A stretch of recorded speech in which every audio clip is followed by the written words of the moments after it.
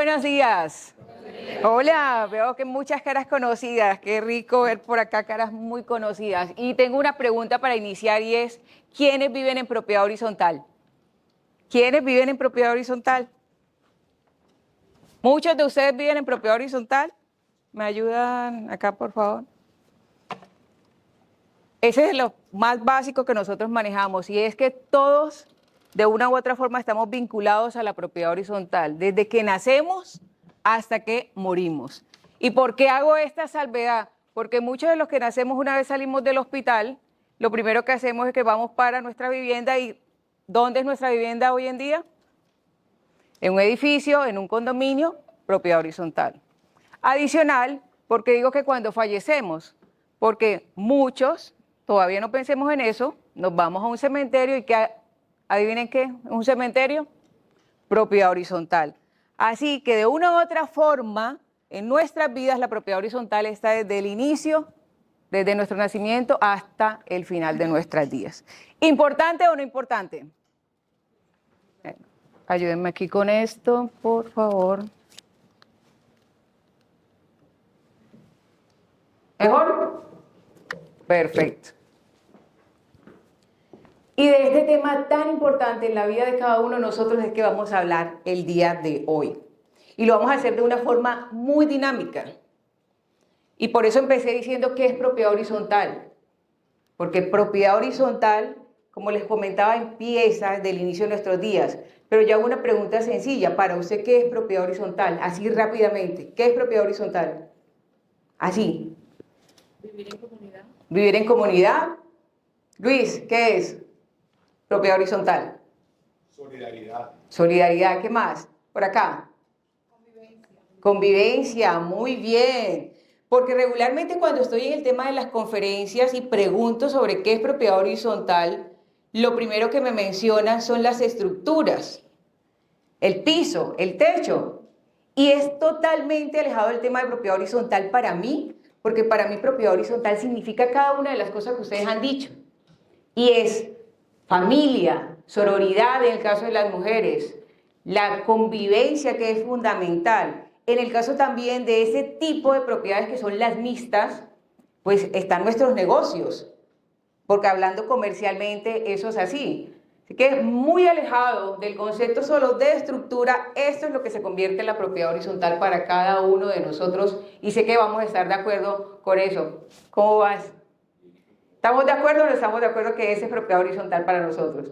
Los que son administradores de conjuntos residenciales saben que hace mucho más eco esto a la estructura, que lo demás hace parte de un proceso que está señalado en el régimen de propiedad horizontal y en la ley 675 del 2001, pero que finalmente esta es la esencia de todo administrador de propiedad horizontal y esta es la base que tiene un comité de convivencia del que hablaremos sobre propiedad horizontal. Hasta ahí vamos todos muy bien.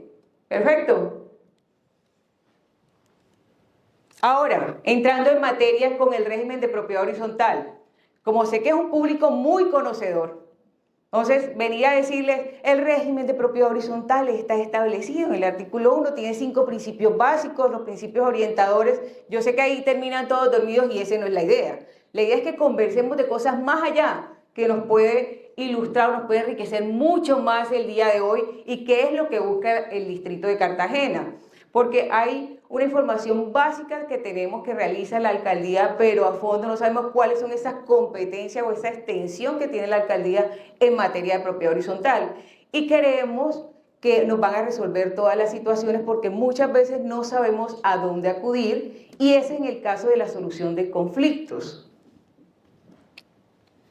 Así que gracias al distrito hoy por tener muy presente el tema. No podemos iniciar, y siempre procuro hacer hincapié, si no se conocen las bases y los fundamentos de todo. Cuando empezamos una construcción, una casa, ¿por dónde se inicia?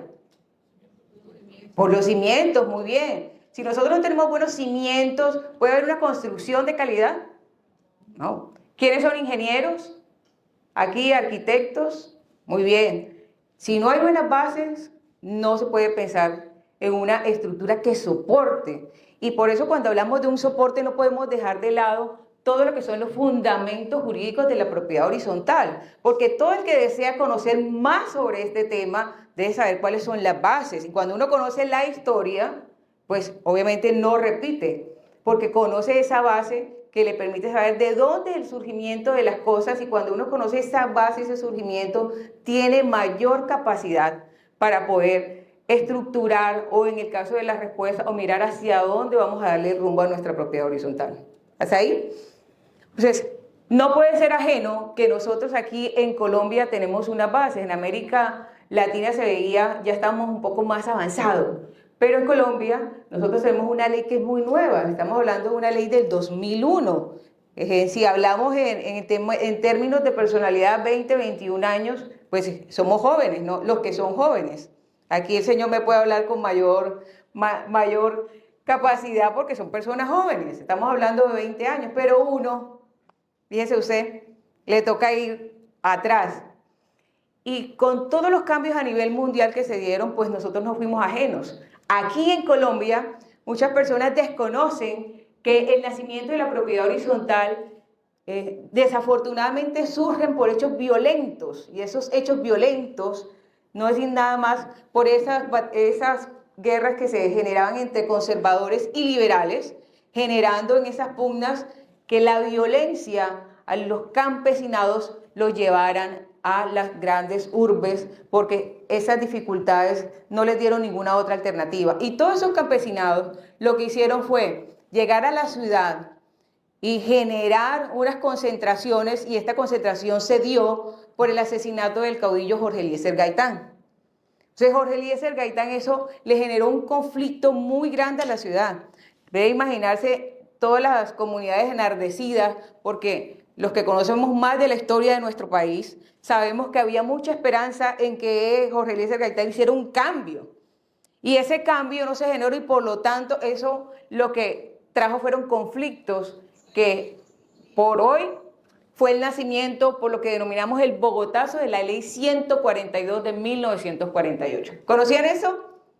¿Ese tema? Bueno, este es un hecho relevante, porque muchas veces simplemente hablamos de la Ley 675, pero no sabemos cuál es el surgimiento y por qué se dieron las cosas. Y las cosas tienen un sentido. Y es, imagínense ustedes todo ese campesinado llegando a lo que quedó después de esa turba. ¿Dónde se ubicaron? En los edificios de oficina, en los espacios que encontraron.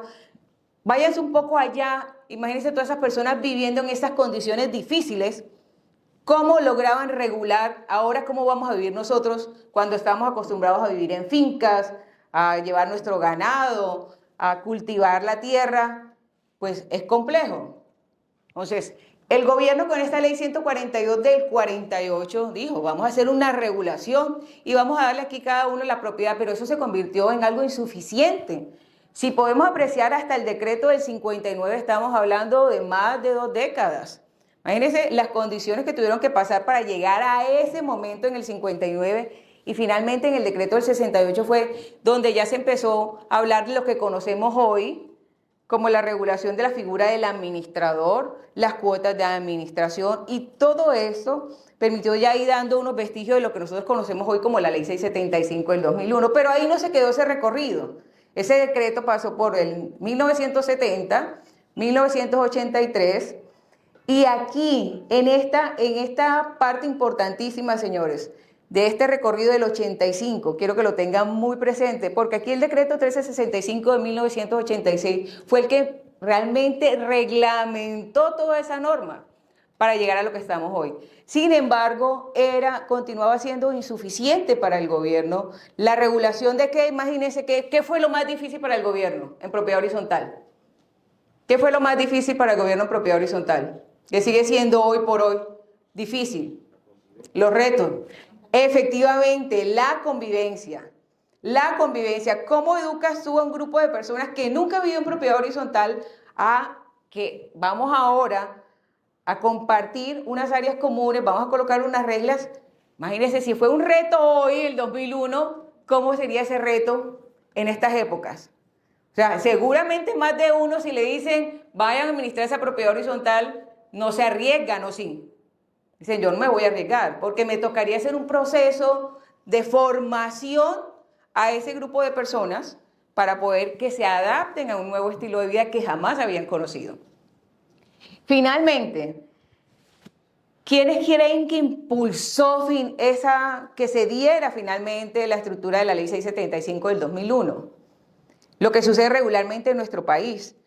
Los gremios preocupados con las situaciones que se estaban presentando, comerciantes, todos los demás, empezaron a promover para que se ejecutara una ley que permitiera que se diera un cambio, porque estaba siendo muy insuficiente por los temas de convivencia. Y ahí es donde, con esta agremiación y comerciantes, surge lo que conocemos hoy como la Ley 675 del 2001. Fue una información muy rápida, pero necesaria para saber, como hablaba la arquitecta, con los fundamentos, con las bases de dónde salen las cosas, de dónde surge y por qué surge. Y ahí es donde comprendemos por qué de una u otra forma queda en el inconsciente colectivo de ADN las situaciones complejas de convivencia, porque es que los venimos arrastrando todas esas situaciones. ¿Y de dónde surge? Finalmente surge del conflicto, surge de las situaciones difíciles, surge de un asesinato, y esas regulaciones pues en el proceso van transformándose. Incluso ya hoy por hoy estamos hablando de un cambio en la Ley 675 del 2001, que ustedes saben que cursa, o les informo que está cursando esa ley, pero aún no se han hecho las reformas. Se han estado haciendo las evaluaciones, está en Cámara y ante el Congreso, pero no ha prosperado todavía. Porque los defensores de la Ley de Propiedad Horizontal hemos sido avantes a que hay ciertas situaciones complejas, como el alquiler por días, que pensaban colocar un mico ahí en esa ley, y dijimos, espérate un momento, es que está bien que reformemos la ley, pero tampoco nos van a cambiar las cosas sin hacer el análisis correspondiente, o nos van a colocar unos micos para que finalmente, ¿quiénes son los que van a padecer con esos micos en la ley? Los administradores. Los administradores. ¿A quién le van a dejar esa tarea como hacen hoy en día cuando el constructor lo que hace es que copia el reglamento y lo pone ahí en la escritura? Al administrador, porque no está estructurado. Simplemente los constructores, invito a todos los ingenieros, arquitectos, a que se haga una tarea seria en la constitución del reglamento, porque esa tarea difícil le toca a los administradores, porque los dejan sin ningún argumento y le toca buscar las otras normas accesorias del derecho para poder complementar, y no es el ideal. El ideal es que el reglamento sea lo suficientemente robusto para que no haya esa interpretación y el administrador tenga la capacidad de actuar en derecho para las personas que estén incumpliendo con ese reglamento. ¿Bien? Si existen unas inquietudes al final, voy a dejar un espacio para las preguntas y para que conversemos un poco más. Ahora, cuando hablamos de la conformación a petición del distrito, la ley es muy clara con establecer cuál es la conformación. Y me dicen, bueno, ¿dónde nace la gran pregunta, la propiedad horizontal? ¿Dónde nace la propiedad horizontal? Y ahí voy, ¿dónde nace la propiedad horizontal? ¿Dónde creemos que nace la propiedad horizontal? Así, rápidamente. ¿Dónde? Reconocimiento de la personería jurídica. Reconocimiento de personería jurídica. ¿Dónde? Así. Devuelve el pájaro. ¿Dónde nace? Para eso estamos aquí, para que conversemos y aprendamos. Cuando uno dice ¿dónde nace la propiedad horizontal? Muchas personas dicen en personería jurídica. Cuando la alcaldía nos hace el reconocimiento de esa personería y nos da esa figura jurídica denominada los lagos, no sé qué, y ya ahí nace la vida jurídica. Pero señores, por mi experiencia y todo el recorrido, he tenido la posibilidad de estar con arquitectos, ingenieros y demás, la propiedad horizontal nace con la licencia. La ley 388, ¿no, mi arquitecta? 388 del 98 establece que desde ahí nace la propiedad horizontal, porque es que usted empieza a idear la construcción y esa construcción la hace sobre un lote de terreno de mayor extensión, y ahí un buen ingeniero debe hacer un análisis no solo de la ley 388, que es la ley de licencias de urbanismo, sino que adicionalmente tiene que revisar los planes de ordenamiento territorial, porque el plan de ordenamiento territorial también es el que me va a determinar a mí qué tipo de propiedad horizontal es la que van a hacer, que es cuando lo vamos a ver. Yo no puedo colocar, según mi plan de ordenamiento territorial, una propiedad horizontal que sea de uso comercial cuando el plan de ordenamiento territorial simplemente me deja que sea residencial. Entonces, hoy vamos a cambiar la concepción y vamos a llevarnos claro que la propiedad horizontal nace con la licencia. De hecho, para que usted pueda presentar ante las curadurías la expedición del reglamento de propiedad horizontal, los planos de aprobación, debes tener la licencia aprobada. Te hacen una revisión donde detallas cuando es aprobada esa licencia. Ahí es donde te dan paso a que presentes los planos de aprobación de propiedad horizontal. Sin eso, no dan paso a que puedas estructurar el reglamento de propiedad horizontal, que también tiene unas exigencias legales. De hecho, el artículo 4, el artículo 5 de la ley 675 es muy clara para que se cree la representación, no solo legal, sino la constitución de la persona jurídica denominada propiedad horizontal. Te pide la licencia, la denominación de los linderos y medidas de las unidades privadas. Principalmente, lo primero que nace es la licencia de urbanismo. ¿O no, mi arquitecta? Si no se realiza la licencia de urbanismo, pues no puedes iniciar con unos planos aprobados en curaduría, porque también esos planos están sujetos a que tengan modificaciones. Y esas modificaciones deben quedar concertadas, deben quedar establecidas también en esos planos. Nos pasa o les pasa a muchos administradores que cuando van a hacer el recibimiento de sus zonas comunes, solo van y hacen el proceso. Muy bien, la piscina, está bien la piscina. Ah, bueno, muy bien, voy a recibir el gimnasio. No, señor. Lo primero que usted tiene que hacer es cotejar los planos aprobados ante curaduría con lo que se va a recibir. Ese es el deber ser. Y por eso es tan importante que hoy se deje la claridad que ahí es donde nace la propiedad horizontal. Es más, se han presentado conflictos en donde dice, este conjunto es comercial porque en el reglamento lo dice. O este conjunto es residencial porque el reglamento lo dice. Y cuando usted va a la licencia aprobada, el conjunto es mixto. Entonces, hubo un mal diseño en el reglamento y hay una pugna porque los que compraron pensando que era residencial se fueron por reglamento, pero los que compraron creyendo que podían hacer alquiler se fueron para la licencia y se ha logrado pues debatir entre qué es lo que corresponde y finalmente gana la licencia. Porque es lo que el gobierno te está aprobando para que tú ejecutes. Regulado por la ley 388 y adicional lo que establece el plan de ordenamiento territorial. Y ahora me van a decir, ay doctora, ¿y cómo vamos a hacer si aquí el plan de ordenamiento apenas está después de 11 años, estamos atrasados con ese plan de ordenamiento? Sí. Pero sí sé que el distrito está haciendo una tarea durante todo el gobierno de Salvemos Juntos a Cartagena, en donde está trabajando el plan de ordenamiento territorial. Y es el nuevo reto hacer esa transformación. Yo he participado en mesas de trabajo del plan de ordenamiento territorial. Entonces, lo que tiene que estar muy atento uno es cómo va a desarrollarse ese plan de ordenamiento territorial, los que son constructores, para cómo van a ser las adecuaciones de las nuevas copropiedades. ¿Bien? Ok. Y en este reconocimiento de la personería jurídica como tal, aquí entra el distrito, porque también tiene unas exigencias. En la página de alcaldía, ahí ustedes pueden apreciar cuáles son los requisitos y yo los voy a detallar uno a uno. Muchos de ustedes que son empresarios en propiedad horizontal, administradores, se ven como que, bueno, ¿qué llevo a la alcaldía? Y hemos visto muchos funcionarios que de una u otra forma piden una documentación, te dicen, no, traiga el acta de función del consejero anterior. No, esos requisitos son ineficaces, ¿verdad? Parece chistoso, pero yo lo he visto en otras ciudades en donde piden, además de lo reglamentario, tú dices, bueno, ¿qué me están pidiendo? No, tienes que traer la constitución del edificio antes del 2001 y tú dices, pero sí, eso es totalmente ineficaz. Recordemos que las entidades lo que deben hacer es el proceso de reconocimiento, pero no son autoridad competente para hacer una ciencia porque hay un principio de buena fe. Y hay una competencia, señores, que es mi deber dejar claro aquí que no son extensivas al distrito, porque ni en la ley 675 lo ha señalado, y ellos por delegación, en el caso de la oficina jurídica, tampoco les corresponde.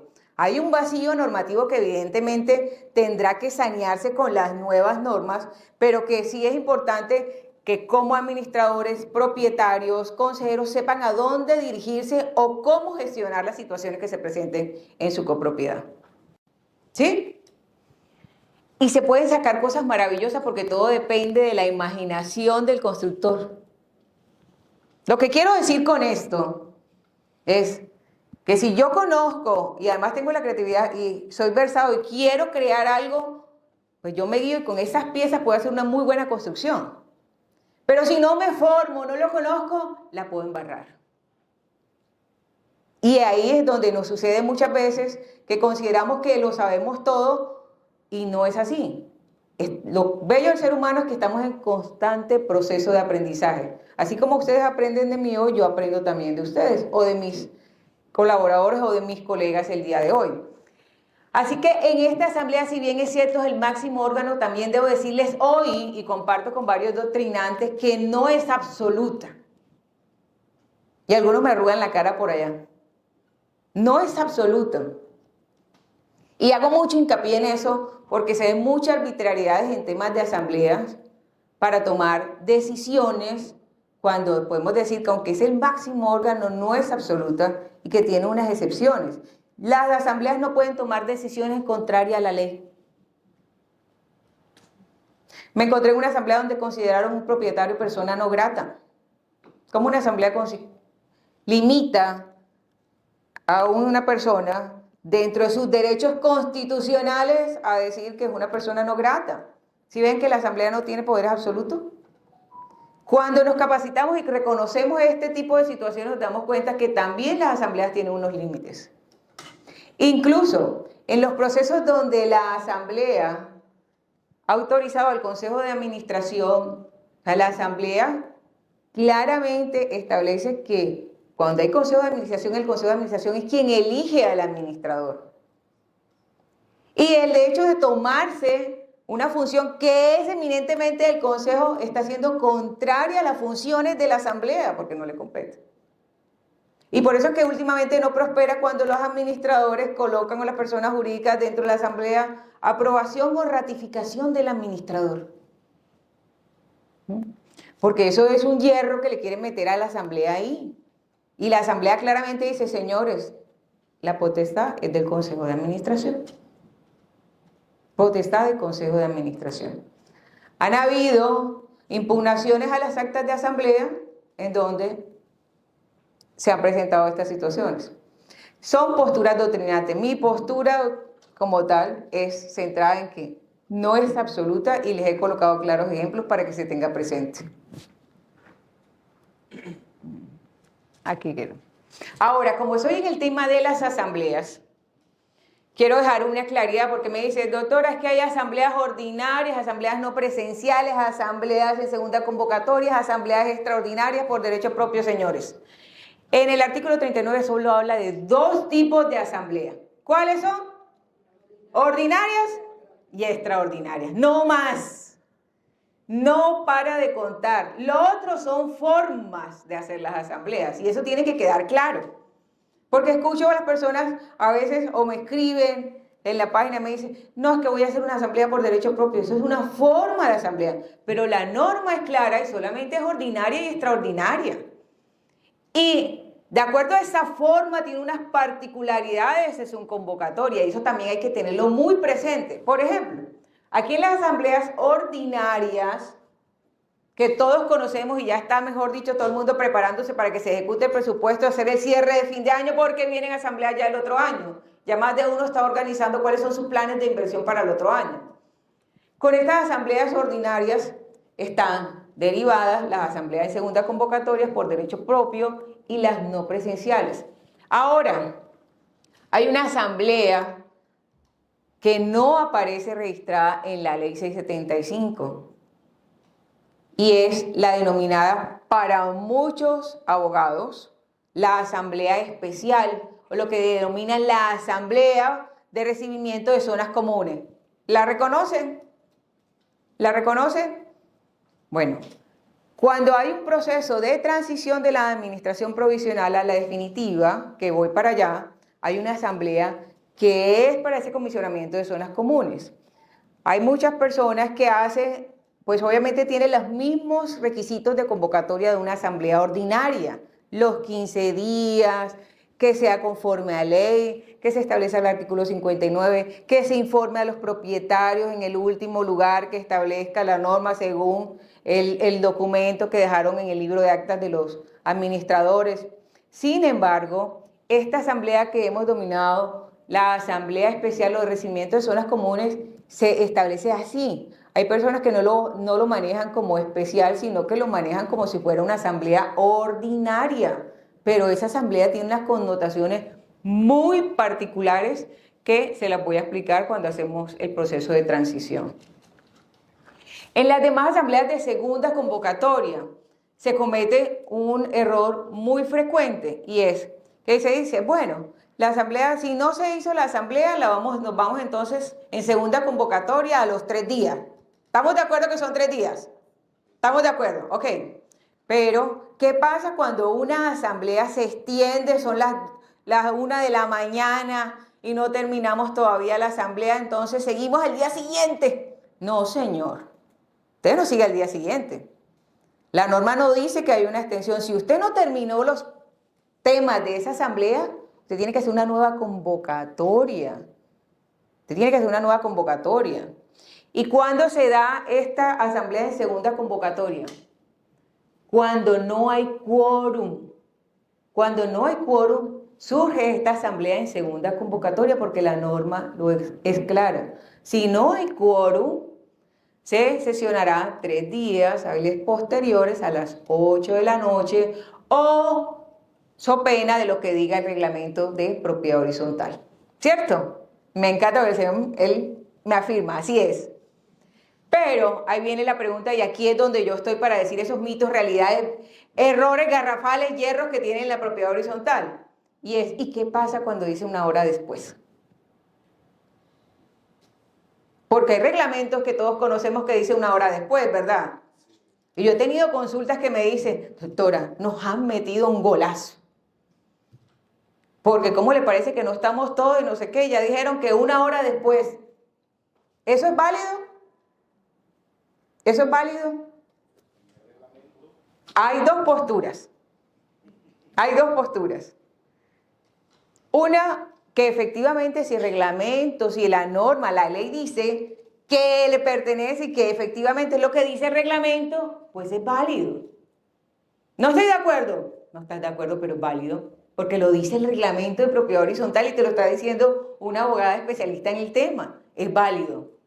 Yo no la comparto. Muy a pesar mío, porque si no hay convocatoria, pues uno estima los 3 días, pero hay posturas doctrinantes en que dice que sí.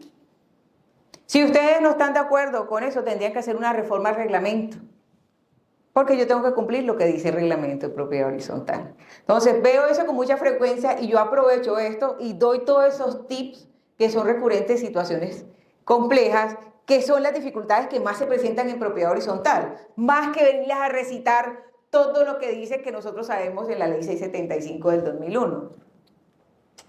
Y en las asambleas extraordinarias se presenta una situación muy compleja. Las asambleas extraordinarias es cuando se presentan urgencias extraordinarias. Y esa es la recomendación cuando van a hacer convocatorias de asambleas extraordinarias, es que efectivamente se justifique en la convocatoria esa urgencia o ese llamado de convocatoria extraordinaria. Ahora, la ley 675 del 2001 no establece un término para las asambleas extraordinarias. Qué problema tan grande, ¿verdad? Porque el vecino del apartamento 1206 considera que la situación que él tiene es urgencia.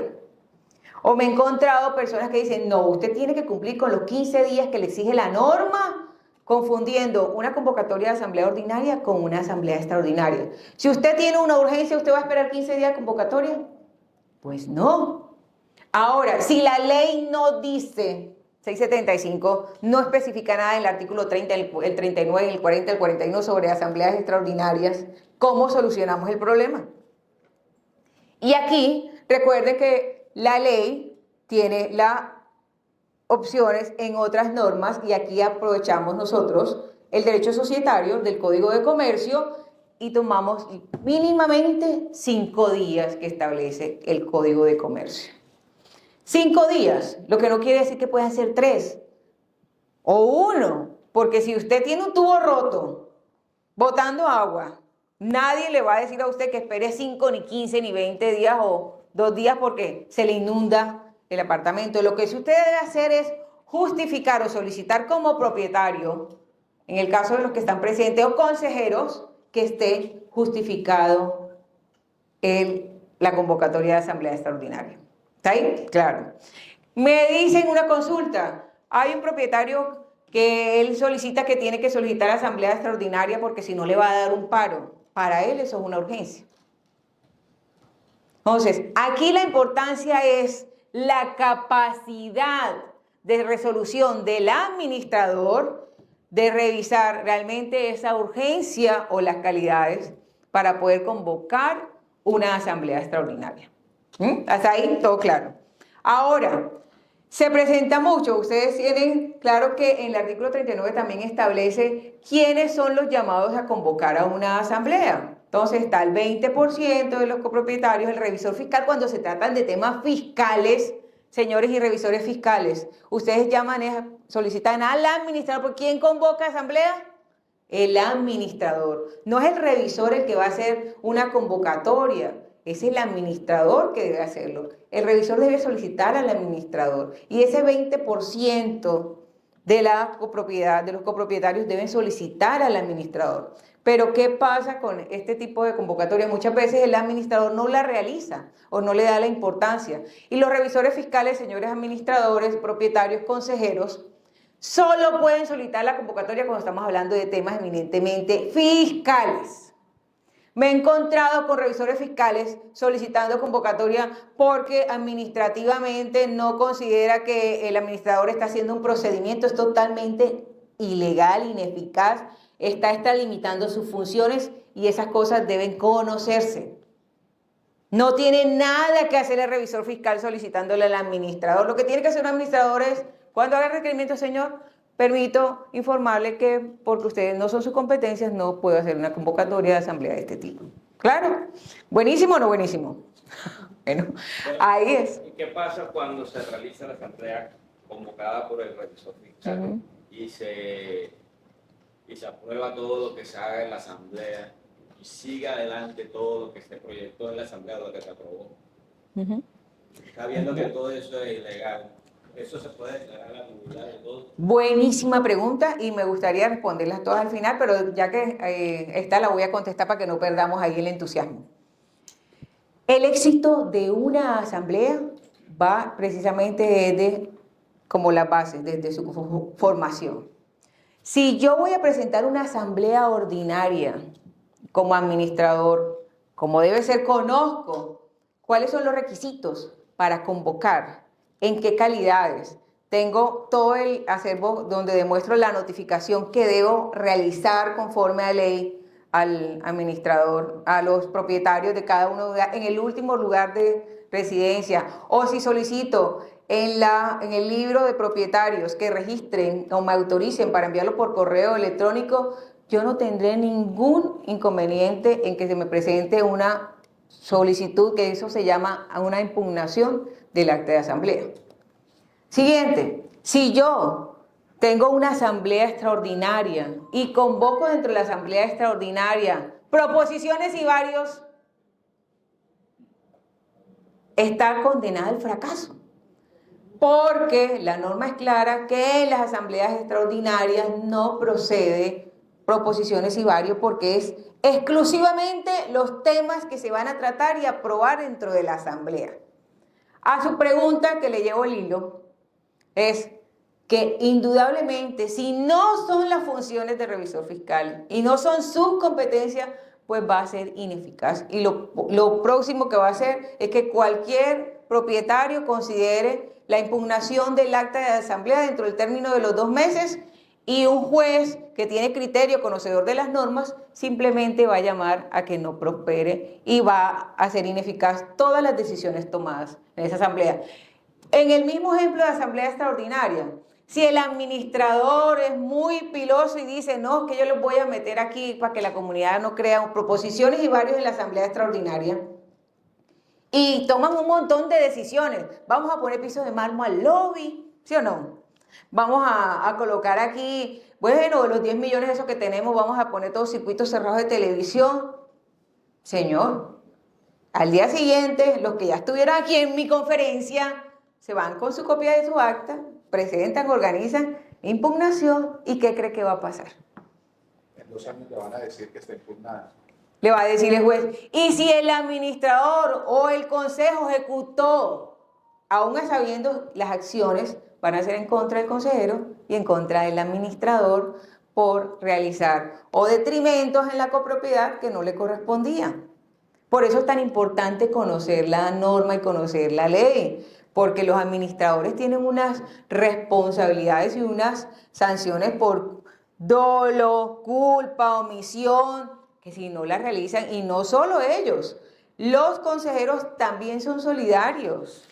Porque he visto casos de consejeros que otorgan sin ninguna discriminación las zonas comunes para el disfrute y goce de personas privadas, cuando no es sus funciones y no es su potestad.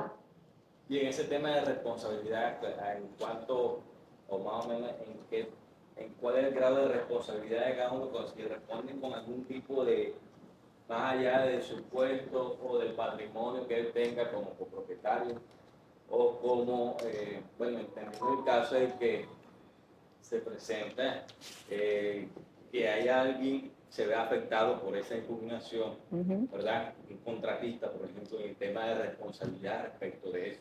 Claro, claro. Es que son varios temas. Cuando hablamos de contratistas es un tema de responsabilidad donde atañe unas contrataciones, unas pólizas y eso que atañe a un tema de contratación directa de la copropiedad. Cuando en el caso que planteo de los consejeros de administración que permiten el uso, goce, disfrute de las zonas comunes sin la autorización y esta genera unos daños a las zonas comunes, ellos responden ante la copropiedad. Igual con el administrador. Las personas piensan que independientemente que el distrito no tenga, como sucede en Bogotá, unas acciones civiles, el administrador tiene muchas responsabilidades. Una de las penales en el caso de presunto hurto. Para eso está la justicia ordinaria y ahora se lo voy a explicar en la solución de conflictos. Adicional, en el caso de responsabilidades civiles están las rendiciones de cuentas provocadas si la persona no quiere hacer las entregas formales. Que hay muchas acciones en contra del administrador. Y para los consejeros también, porque antes se tenía pensado que el consejero tenía total libertad pero pocas responsabilidades. Y tal vez por eso muy pocos ya se postulan al tema de consejería porque se están dando cuenta que esas responsabilidades le implican también una afectación en su bolsillo, porque es que yo no puedo ser irresponsable con el patrimonio de los demás. Y si yo voy a ser consejero, debo tener unos claros ejemplos que no estén en inhabilidades y compatibilidades, y lo primero que vemos son los consejeros que tienen incompatibilidades e inhabilidades metidos de cabezas en los consejos de administración. Y las inhabilidades, para si los que no son conocedores del tema del derecho, es lo que tiene que ver con la persona, y las incompatibilidades es lo que tiene que ver con el cargo como tal. Y me encuentro un sinnúmero de consejeros que tienen incompatibilidades que uno dice, ¿usted qué hace aquí? Pero como estamos en el libre derecho de la democracia, la asamblea lo elige, entonces hay que ser respetuoso de la elección de la asamblea. Ahí es donde ese grupo corporativo tendría la capacidad de solicitar la renuncia de un consejero de administración que tiene claramente incompatibilidades o inhabilidades para ejercer su cargo, ¿cierto? Yo pienso que uno como administrador también tiene que tener muy claro ese tema, por ejemplo, y leer muy bien los reglamentos. Que, por ejemplo, hay casos en que dicen el consejo de administración que está no puede. Del esposo, si ella quiere ser miembro del consejo, no puede ser. Sí puede ser por la siguiente, porque para eso está la norma. Y hay algo que se llama derecho civil, y es el derecho a la representación. Y eso es básico. Si usted comparte con su esposo un apartamento, su esposo le va a otorgar a usted un poder en donde ese poder señale expresamente que usted está facultada para ser parte del consejo de administración. Me ha pasado donde llegan con poder, pero no dice expresamente que puede ser consejo de administración. Y en ese momento la persona se enoja. Porque ¿cómo? Si yo soy la dueña, porque es que yo estoy casada. El Santo Papa, mejor dicho, nos dio la bendición. Y yo no es que le puede dar el Santo Papa en persona. Pero si no aparece en el certificado de tradición y libertad, usted no es el propietario. Debe tener expresamente señalado el poder para que usted pueda ser parte del consejo. En el caso de esposa. En el caso de esposa. Igual el caso de hijo, quien yo quiero que me represente debe tener expresamente la facultad. En el locatario, les digo también la solución. Se presentaban las situaciones con los bancos. ¿A quién le tiene que notificar la convocatoria de la asamblea? Al propietario. ¿Y quién es el propietario? El banco. Yo no tengo la obligación de decirle al locatario que tenga asamblea porque es que el dueño es el banco. ¿Qué han hecho los leasing recientes? A esos locatarios dentro de los contratos de leasing, les doy este tip adicional. Usted en el contrato de leasing, solicítele al locatario, verifique en su contrato de leasing si en las cláusulas está establecido que usted tiene ese derecho de representación para que el banco ya usted tenga esa facultad desde un inicio y así usted se evita situaciones complejas en las asambleas, porque es que las situaciones se fomentan y suceden en la asamblea, las personas no se anticipan. Por eso las recomendaciones adicionales cuando se va a hacer una convocatoria de asamblea es que ustedes coloquen un protocolo, unas condiciones de éxito de la asamblea, porque muchas veces me he encontrado con convocatorias que dice inicio de verificación del quórum 7 de la noche. Son las 7 de la noche y apenas las personas se están registrando. ¿Cuándo dice que empezó, que debe verificar el quórum? ¿A qué horas? A las 7. Y si usted a las 7 de la noche apenas están llegando la persona, yo puedo llegar jurídicamente y le digo, a ver Pedro, ¿qué hubo? Conteo de verificación del quórum, nada más hay 4, levante sesión, no cumple con quórum. Vea tan importante lo que es el protocolo de la asamblea, porque usted debe prever por lo menos media hora antes, 45 minutos antes, porque como decimos que somos colombianos, llegamos tarde, o la señora primero llega, acuesta al hijo, ve la novela, come tranquila, se toma todo el tiempo del mundo porque dice, ahorita voy, la gente siempre llega tarde, ¿cierto? Y en ese lapso usted tiene la posibilidad de que vayan haciendo el ingreso de su asistencia, todo el protocolo, conversa, todo lo demás, y puede hacer la verificación conforme usted lo estableció en el horario que estableció. Porque si no, le pueden declarar ineficaz. Pero he visto asambleas que son las 8 de la noche y todavía están esperando. Vamos a esperar hasta que llega un abogado o una persona así, juiciosa como ustedes, que se capacitaron y vieron. Yo fui allá a la conferencia de la alcaldía y la doctora Jamín dijo que vayan levantando que aquí no hay asistencia. Vaya usted a los 3 días otra vez, como dice la norma. Porque ustedes sí son acuiciosos. Pero veo que todavía 1 hora, sigamos esperando. María, llama a Juanita que baje para que haya quórum. ¿Quién dijo eso? Eso no es así. Por eso toman un montón de decisiones y se las van y se las impugnan y se pierde todo un tiempo de convocatoria. Yasmín, te hago una pregunta. Yo. Vamos a hacer una cosa aquí con la venia de la alcaldía y vamos a dar las preguntas para el final. Me las anotan para poder seguir, ¿les parece? Ahí tengo el final. Mira, en propiedad horizontal salen más preguntas que posición. No, son experiencias a veces. No, total. Tengo las de todos los que han tenido la posibilidad de ver mis videos en las redes sociales. Evidencian, todo lo que yo hago ahí son preguntas. Yo no me siento un día y digo, voy a hablar de este tema. No, son más de 500 preguntas sobre diferentes temas que me escriben las personas porque la ley no lo especifica y son el día a día de toda propiedad horizontal. Me dice una amiga muy seriamente, Yasmín, yo no sabía cómo decir o preguntar cuando un vecino hace ruidos sexuales arriba y el otro no puede dormir. Y yo, ¿Cómo resuelves tú una situación de eso? Y así hay muchos temas más. O el vecino que quiere que le verifiquen si la esposa llega a las 3 de la mañana y con quién llega y que le muestren los videos de las cámaras. Tú dices, señor, pues colóquele un radar debajo de la cama y mire también el movimiento, porque ¿cómo hacemos? Porque el administrador no puede hacer eso, ¿cierto? Entonces, son situaciones muy complejas en el tema de propiedad horizontal. Y muchísimos temas más. Ahora, como a mí me gusta que las cosas sean muy dinámicas, y vamos a dar esas preguntitas y yo sé que las vamos a anotar para el final, aquí hay un ejercicio muy chévere, y es con la administración provisional y definitiva, y se encuentran las 7 diferencias ahí, pilosos, como para que nos despertemos ahí mentalmente. Encontremos, ¿quién encuentra aquí? Verifique las 7 diferencias, ahí. ¿Cuál? Voy a coger como dice Jason, de aquí para acá. Empecemos acá. Ok, diferencia. La maceta más grande, el tamaño de la ventana diferente. Ok, una, ajá. Este.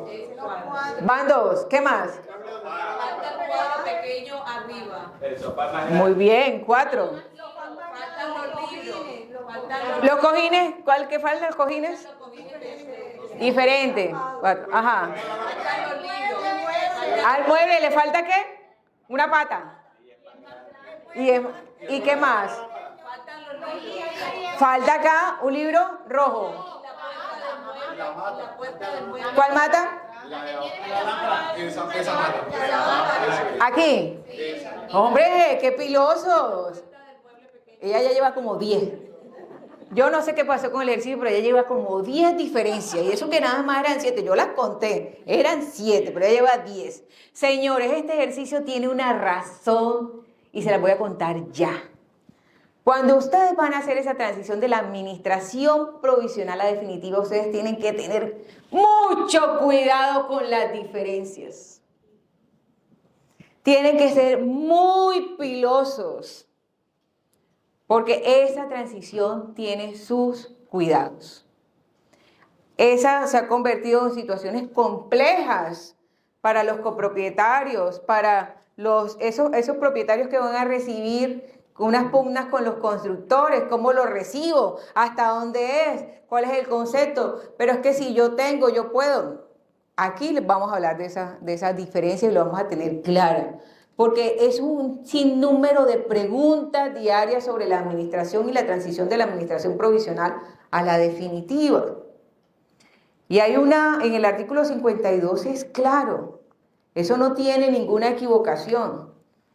Y quiero ser muy específica con este tema de la norma en el artículo 52, y es que tiene una condición muy detallada que dice que cuando se enajene o se llegue a la condición del 51%, es cuando se hace, el administrador provisional debe informar a todos los propietarios para que éste haga su asamblea, la primera asamblea. ¿Recuerdas cuando hablábamos de la asamblea especial?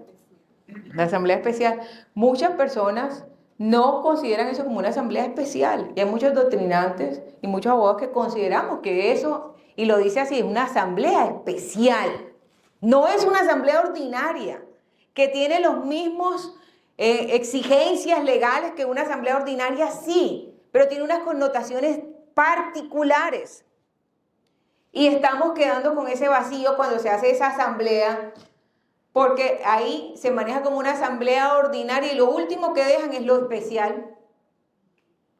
Entonces, no coordinan con los propietarios para que en esa asamblea organicen el equipo multidisciplinario o una empresa de recibimiento de zonas comunes.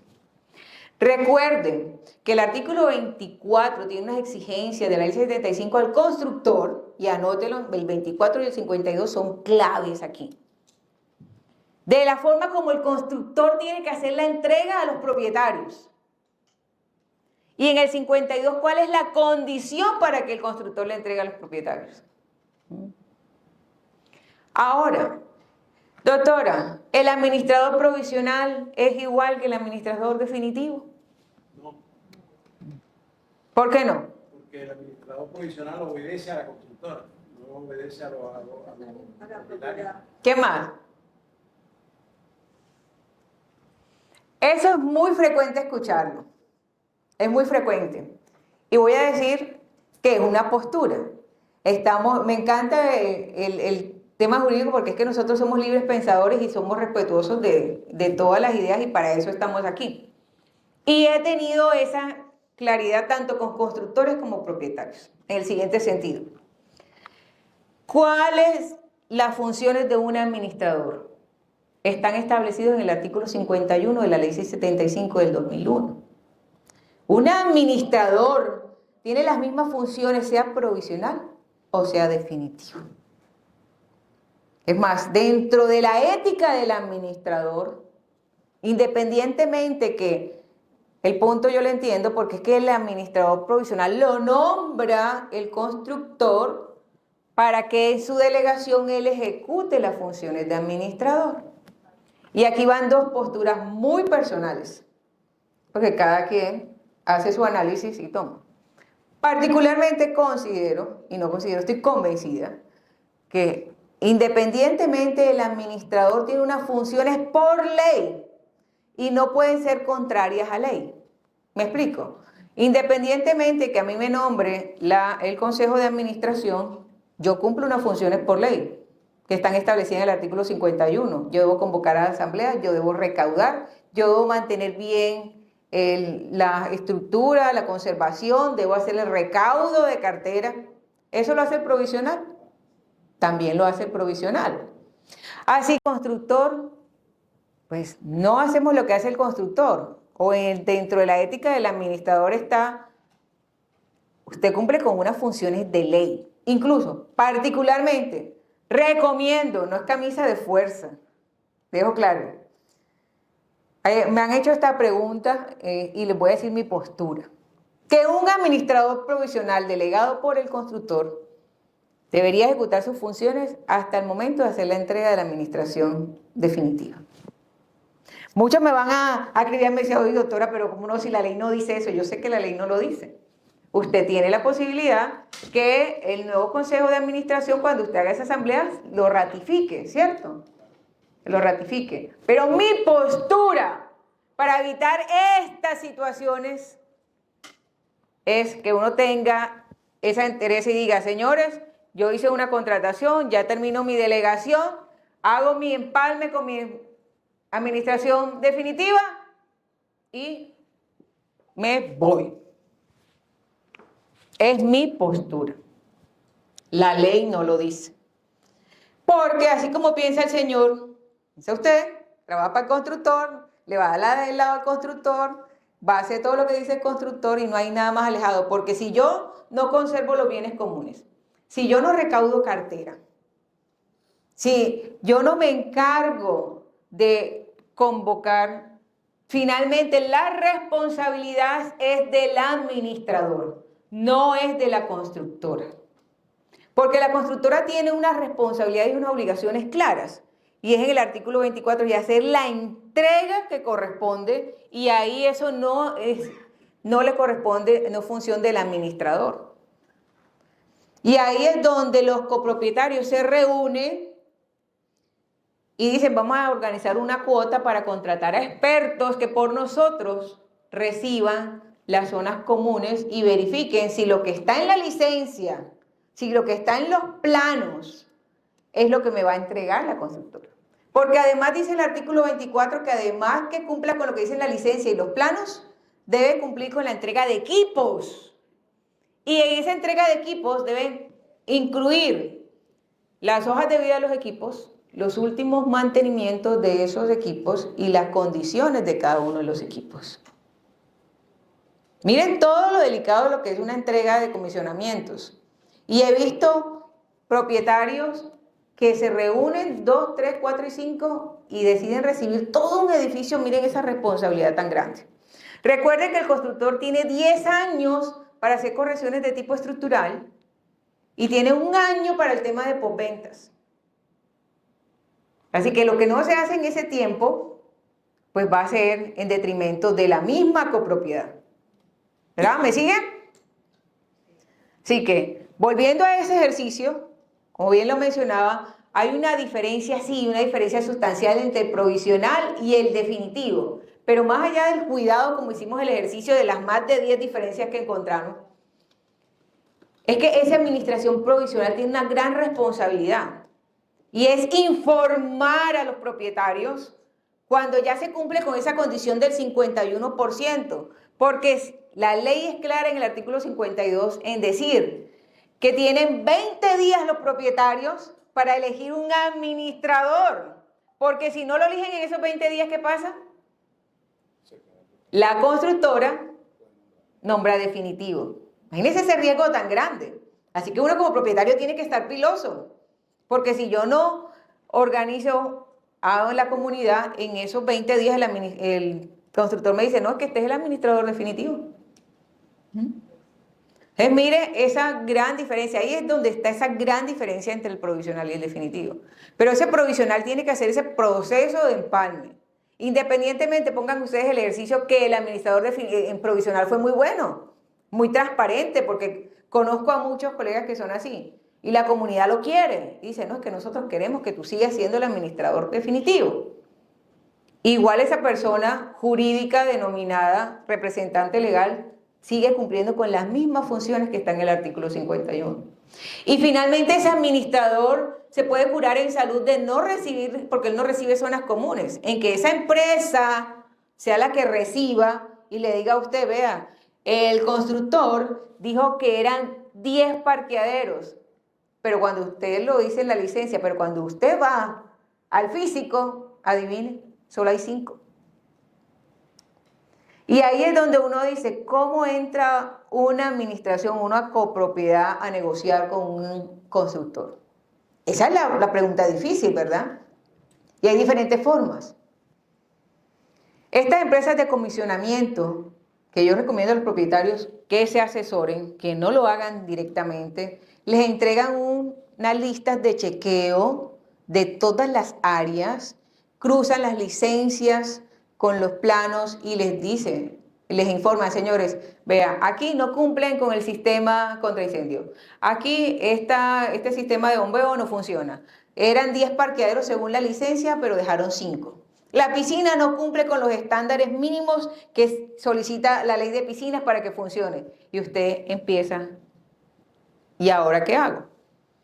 Con esos fundamentos que le entrega la firma jurídica o la empresa que contrató, o el levantamiento, usted entra a hacer negociaciones o conciliaciones o, en su defecto, reclamaciones o de posibles demandas al constructor para que cumpla con lo establecido en las licencias y en los planos. Y hay cuestiones que se pueden negociar y hay algunas que no se pueden negociar. Usted no puede negociar temas de seguridad o infraestructura. Si usted le establece que debía tener unas columnas con unas bases y usted, el calculista, le dice que eso no cumple, pues eso va en contra de la estabilidad de la misma copropiedad. ¿Es negociable o no es negociable? No es negociable. Usted simplemente no puede continuar y porque Dios no lo quiere pasan situaciones que ya conocemos de edificios en la ciudad. Pero que el constructor le diga, mira, eran 10 parqueaderos, son 5, usted le dice, bueno, vamos a negociar estos 5 parqueaderos, que ¿dónde me vas a ubicar? Ubícame otro, o yo necesito esto, o me das más zona común, o estructuran acá, o como ha pasado, dicen, bueno, vamos a hacer cálculo, no me lo hagas tú, yo voy a hacer esto, otra obra, económicamente hago una evaluación, y con ese avalúo digo, son tantos. ¿Me siguen? O sea que hay múltiples, pero eso se debe tener con mucha claridad. Porque muchos constructores, aquí me van a matar varios, me dicen que los asesoro, muchos constructores simplemente colocan a la administración definitiva hace la asamblea, se va y el administrador definitivo no le hace seguimiento al proceso. No hace asamblea, se daña la bomba, no hicieron la comisión y pasan los años y cuando ya usted quiere reclamar no hay forma. Usted dice, de pronto usted propietario preocupado dice, ve, pero yo veo que la piscina esa tiene una fuga, ¿cómo hacemos ahí? No, que ya pasó el término, no hay forma de reclamar. No hizo nunca el comisionamiento de las zonas comunes. Entonces, ojo, señores, con la importancia de la administración provisional a la administración definitiva. Importantísimo. Creo que el 50 o más del 50 o el más 70% de los casos de conflictos hoy por hoy son con los constructores. ¿Cierto? No entregan, no dan lo que prometen, dicen que te van a hacer una torre y te hacen media. Estamos en un flagelo impresionante. Y aquí es donde ustedes tienen que capacitar para saber cuáles son las condiciones para poder recibir una propiedad horizontal si se ponen el reto de recibir unas zonas comunes. Y usted dice, yo soy juicioso, me voy al artículo 52. Señor, ya cumplimos con el 51, usted está pendiente, a ver, administración, ya cumplimos con el 51, pilas que tiene que solicitar, infórmele a la comunidad, convoque. ¿Quiénes son los que se van a postular, señores del consejo? Antes, las personas preocupadas, vamos a ir buscando empresas que se quieran encargar de recibir, porque yo veo que ahí esa piscina no está funcionando, dijeron que iba a haber un jacuzzi y no veo el jacuzzi por ninguna parte, lo que veo es un charco. ¿Sí o no? O lo que pasa con los proyectos de vivienda de interés social, que las personas van convencidas en que tienen un parqueadero para cada uno y no tienen en cuenta que la ley establece que eso no tiene parqueaderos. Y me he encontrado con personas del exterior que muy ilusionadas compran propiedades aquí en Cartagena, porque todo el mundo que dice Cartagena y piensa que todo está frente a la bahía. Entonces compraron por allá en esos proyectos nuevos, muy lindos del oriente, y cuando se dan cuenta que no tienen parqueadero y que no tienen la vista a la bahía, ¿ustedes qué se imaginan? Y además, que no solo no tiene parqueadero, no tiene vista a la bahía que muestran cuando van a vender los proyectos, sino que es un proyecto de vivienda de interés social, que el constructor le dijo que eso, mejor dicho, se arrendaba como pan caliente, y la pobre señora allá en Canadá que no sabe ni qué hacer con ese apartamento. Porque ella ya estaba pensando que iba a colocar amoblado y lo iba a alquilar por Airbnb. Y se iba a hacer un billete. Dígame esa frustración tan impresionante. Cuando el administrador le dice, qué pena con usted, pero este es un proyecto de vivienda de interés social residencial. No lo puede alquilar para Airbnb.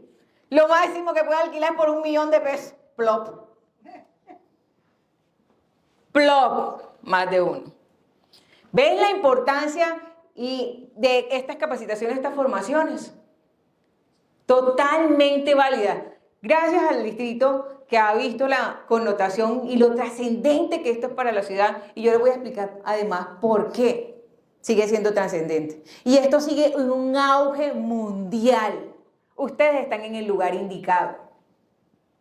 Y están en el lugar indicado no solo por su capacitación y formación, sino porque han entendido que el mundo sigue creciendo para allá.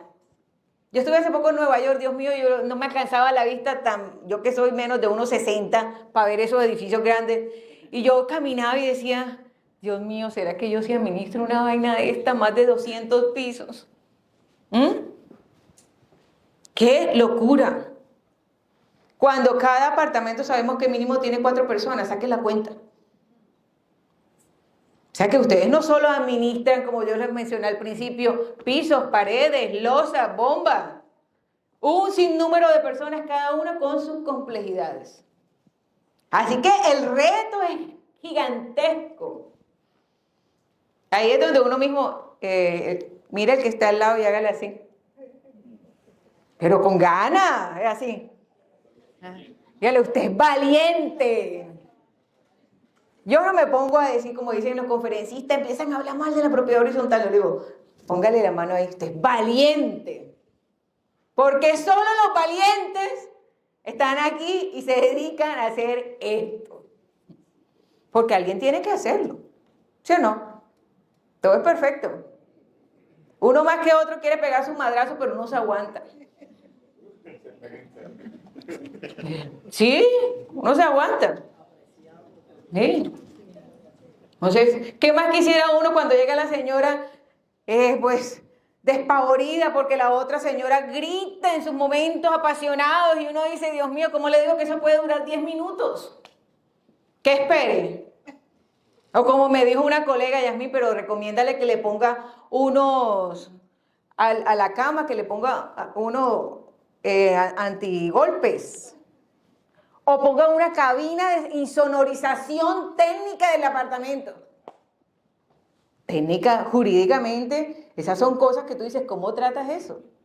¿Verdad? Y causa mucha gracia. Y yo los escucho discutir dentro del mismo chat, uno pelea y el otro le contesta. Ah, como no eres tú el que tienes que escuchar eso en la noche. Y el otro contesta. Ni siquiera me dejan contestar a mí. Contestan solos. Así que, con este tema de vital importancia, que creo que quedó claro, pasamos aquí. Lo que les decía. Miren, lo que no, me quedo corta ahí. No sé si alcanzan a ver aquí abajo. Artículo 51 que conocemos todos. ¿Y sabes quién conoce más esto que el administrador? Los propietarios.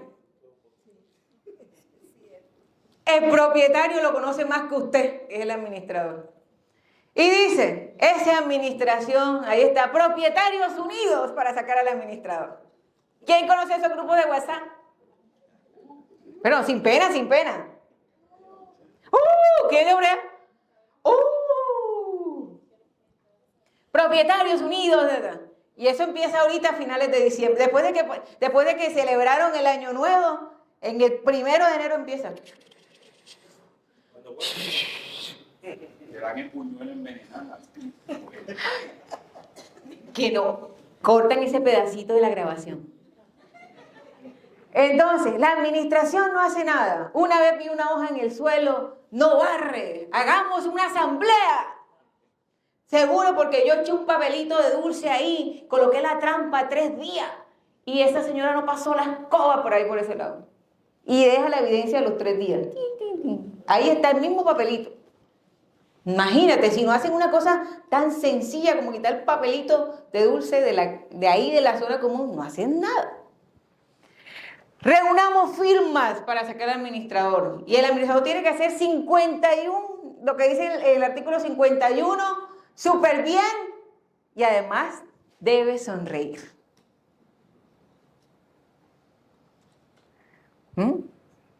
Esta es de las más importantes. Además debe sonreír. No importa, es que hay cosas que me tengo que abstener de decirle. No puedo decir. Porque cuando dije mierda en propiedad, en las redes, mejor dicho, muchos aplaudían y otros decían que no, pero no, a veces uno no puede tragarse eso ahí. Pero cuando te está diciendo a veces un propietario, mejor dicho, hasta te está recordando a tu santa madre, y uno tiene que sonreír. Inteligencia emocional. Respira profundo.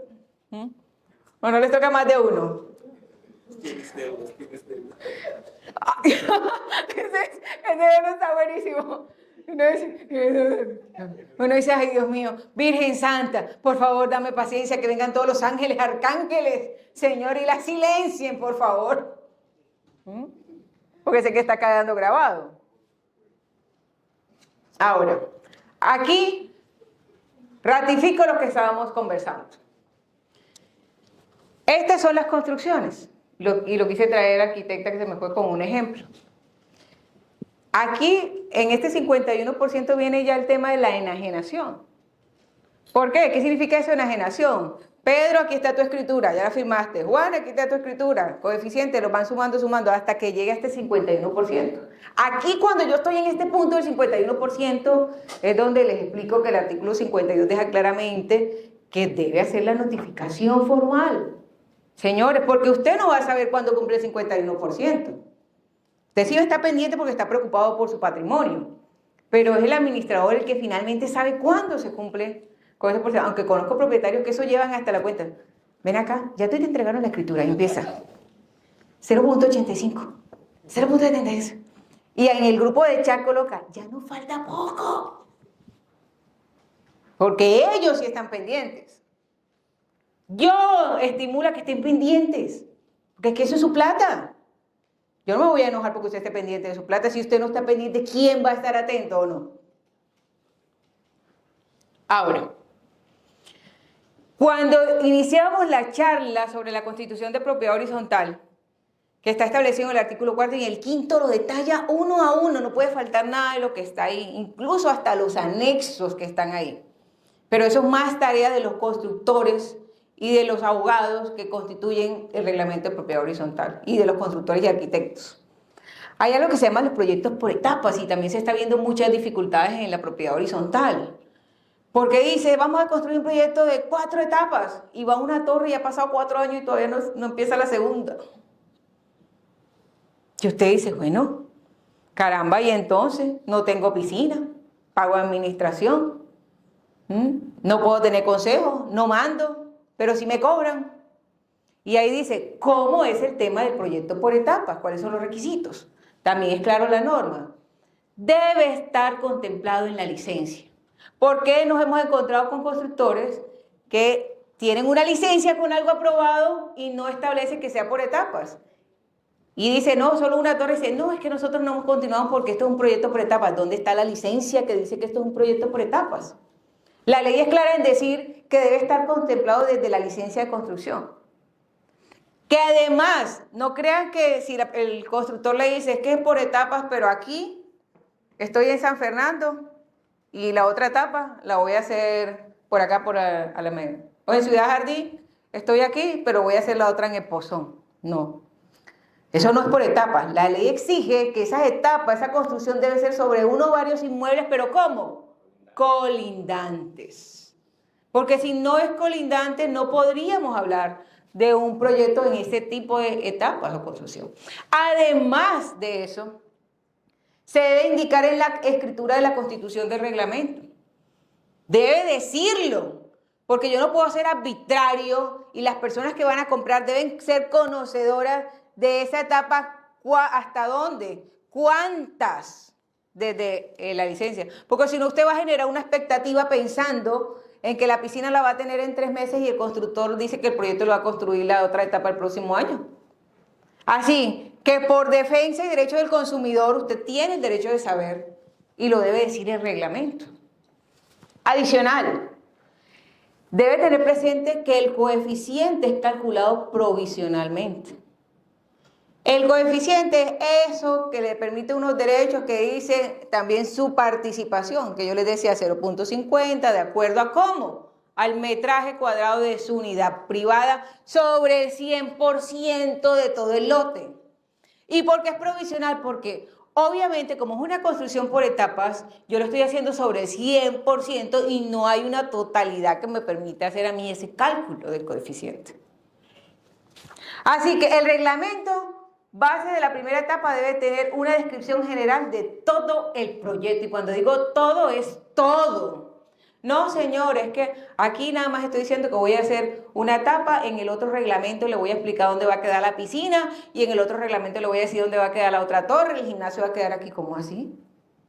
Porque usted va a estar en una incertidumbre y por eso el legislador tuvo el soporte de la ley 75 de establecerlo de esta manera. Y tiene usted la calidad de exigir que eso esté así establecido. Es más, recuerden que lo primero que se debe hacer antes de establecer el reglamento por las normas de urbanismo es la licencia de urbanismo. Así que debe haber una escritura previa, que es la escritura de urbanismo, antes de estructurar la del reglamento de propiedad horizontal. Okay. ¿Hasta ahí todo muy bien?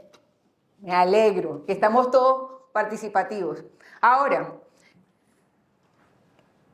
en la ley 75, después de que se hace la Constitución, en el artículo 7 claramente habla de los tipos de propiedad horizontal. Y ahí surge una confusión con el tema, y es una cosa muy sencilla. Me dice, ¿cómo yo puedo establecer el tipo de propiedad horizontal? Y es básico, por el uso.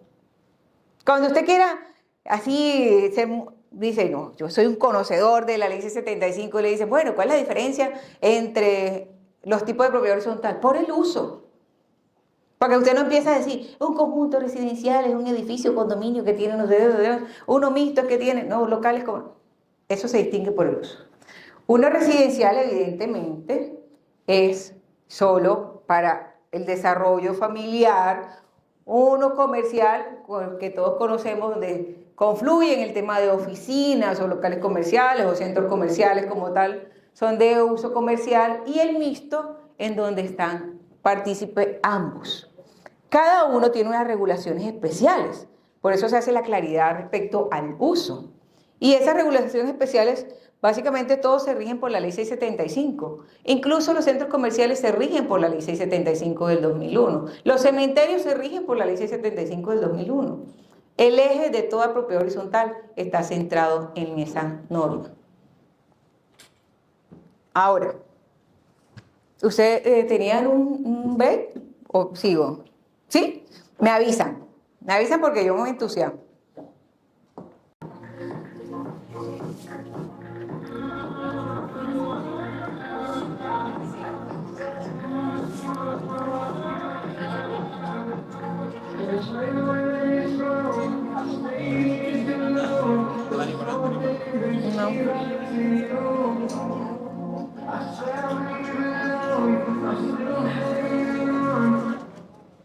Bueno, esperamos que hayan disfrutado este refrigerio y que se hayan recargado de energías para esta segunda parte de nuestra capacitación.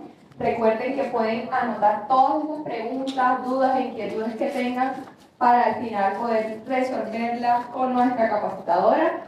Y bueno, disfruten esta última parte de la jornada.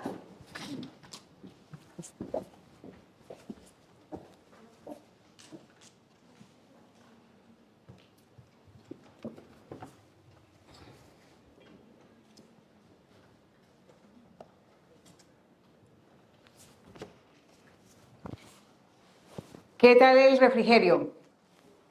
Lleno de energía. Eso es. Yo dije, bueno, ya vienen recargados. Y uno recargado, imagínate todas las preguntas. Yo me voy a adelantar porque en propiedad horizontal vino recargado. Ah, bueno. Queda ahí como para el almuerzo. Qué bien. Esto es uno de los temas que casi que se convierte en el eje de la propiedad horizontal. Cuando hablas de propiedad horizontal, pensemos por un momento. Regularmente las personas empiezan a imaginar el vecino que pone el taladro el domingo. No me dejan entrar al domicilio. Se bañan en la piscina a las horas que no corresponden. El interminable ruido de los perros. O las heces en los pasillos. Yo no sé por qué cuando hablamos de propiedad horizontal lo primero que se le viene a la gente es todos esos temas de convivencia. Cuando en un principio hablo que la propiedad horizontal es mucho más. ¿Ves? Mucho más que eso. Además de los que tenemos el reto de no dejarnos llevar solamente por estos temas de convivencia, queremos hacer esos aportes para hacer un cambio en la formación o en la estructura de las personas que viven en comunidad. Que no es fácil. Si no, sabré yo que no es fácil. Claro que no es fácil. Pero les decía, alguien tiene que hacerlo. Alguien tiene que hacerlo. Y a todas esas situaciones complejas que se presentan en propiedad horizontal, hay también soluciones. A todas esas situaciones es que veo muchos escritos que dicen que no, aquí no hay quien viva, eso es difícil, no tiene solución, las personas no tienen cultura, no hay urbanismo. Y respiran profundo. Claro que sí lo hay. Y no solo lo hay establecido en la Ley 675, porque el legislador fue muy sabio con ese tema, sino que hay unos mecanismos alternativos. Y además de esos mecanismos alternativos, si no es posible, hay otras herramientas en la justicia ordinaria. Ahora, cuando tenemos situaciones complejas en propiedad horizontal, lo que les mencionaba, el reglamento interno debe regular todas esas situaciones que se presentan, que en propiedad horizontal, si no está establecido, no se pueden sancionar. ¿Qué sucede regularmente? Que se coloca solamente el reglamento tal cual como dice la Ley 675. Y no hay forma para un administrador de regular esas penas porque está simplemente establecido lo que dice igual en la ley. Entonces el reglamento se convierte en casi una herramienta sin funcionalidad. Porque si yo tengo establecido mi reglamento, no solo las conductas y esas sanciones, va a ser mucho más sencillo para el administrador trasladar al Consejo de Administración para que imponga las sanciones correspondientes y lo que corresponde a la vida en propiedad horizontal a los comités de convivencia. Y aquí quiero ser supremamente enfática, porque en propiedad horizontal ya hablamos de los órganos, que es asamblea, consejos de administración, revisoría fiscal, el tema fiscales, administrador y el comité de convivencia. Si me pregunta a mí cuál es el órgano que más amo en propiedad horizontal, es el comité de convivencia. Para mí son los órganos más importantes en propiedad horizontal, pero desafortunadamente son los que a la gente poco le gustan. Porque si un administrador medianamente sabio en la ejecución de sus funciones, lo primero que impulsaría es la elección del comité de convivencia. Pues el comité de convivencia, según lo establece el artículo 58 de la ley 75, es el llamado a dirimir los conflictos en propiedad horizontal.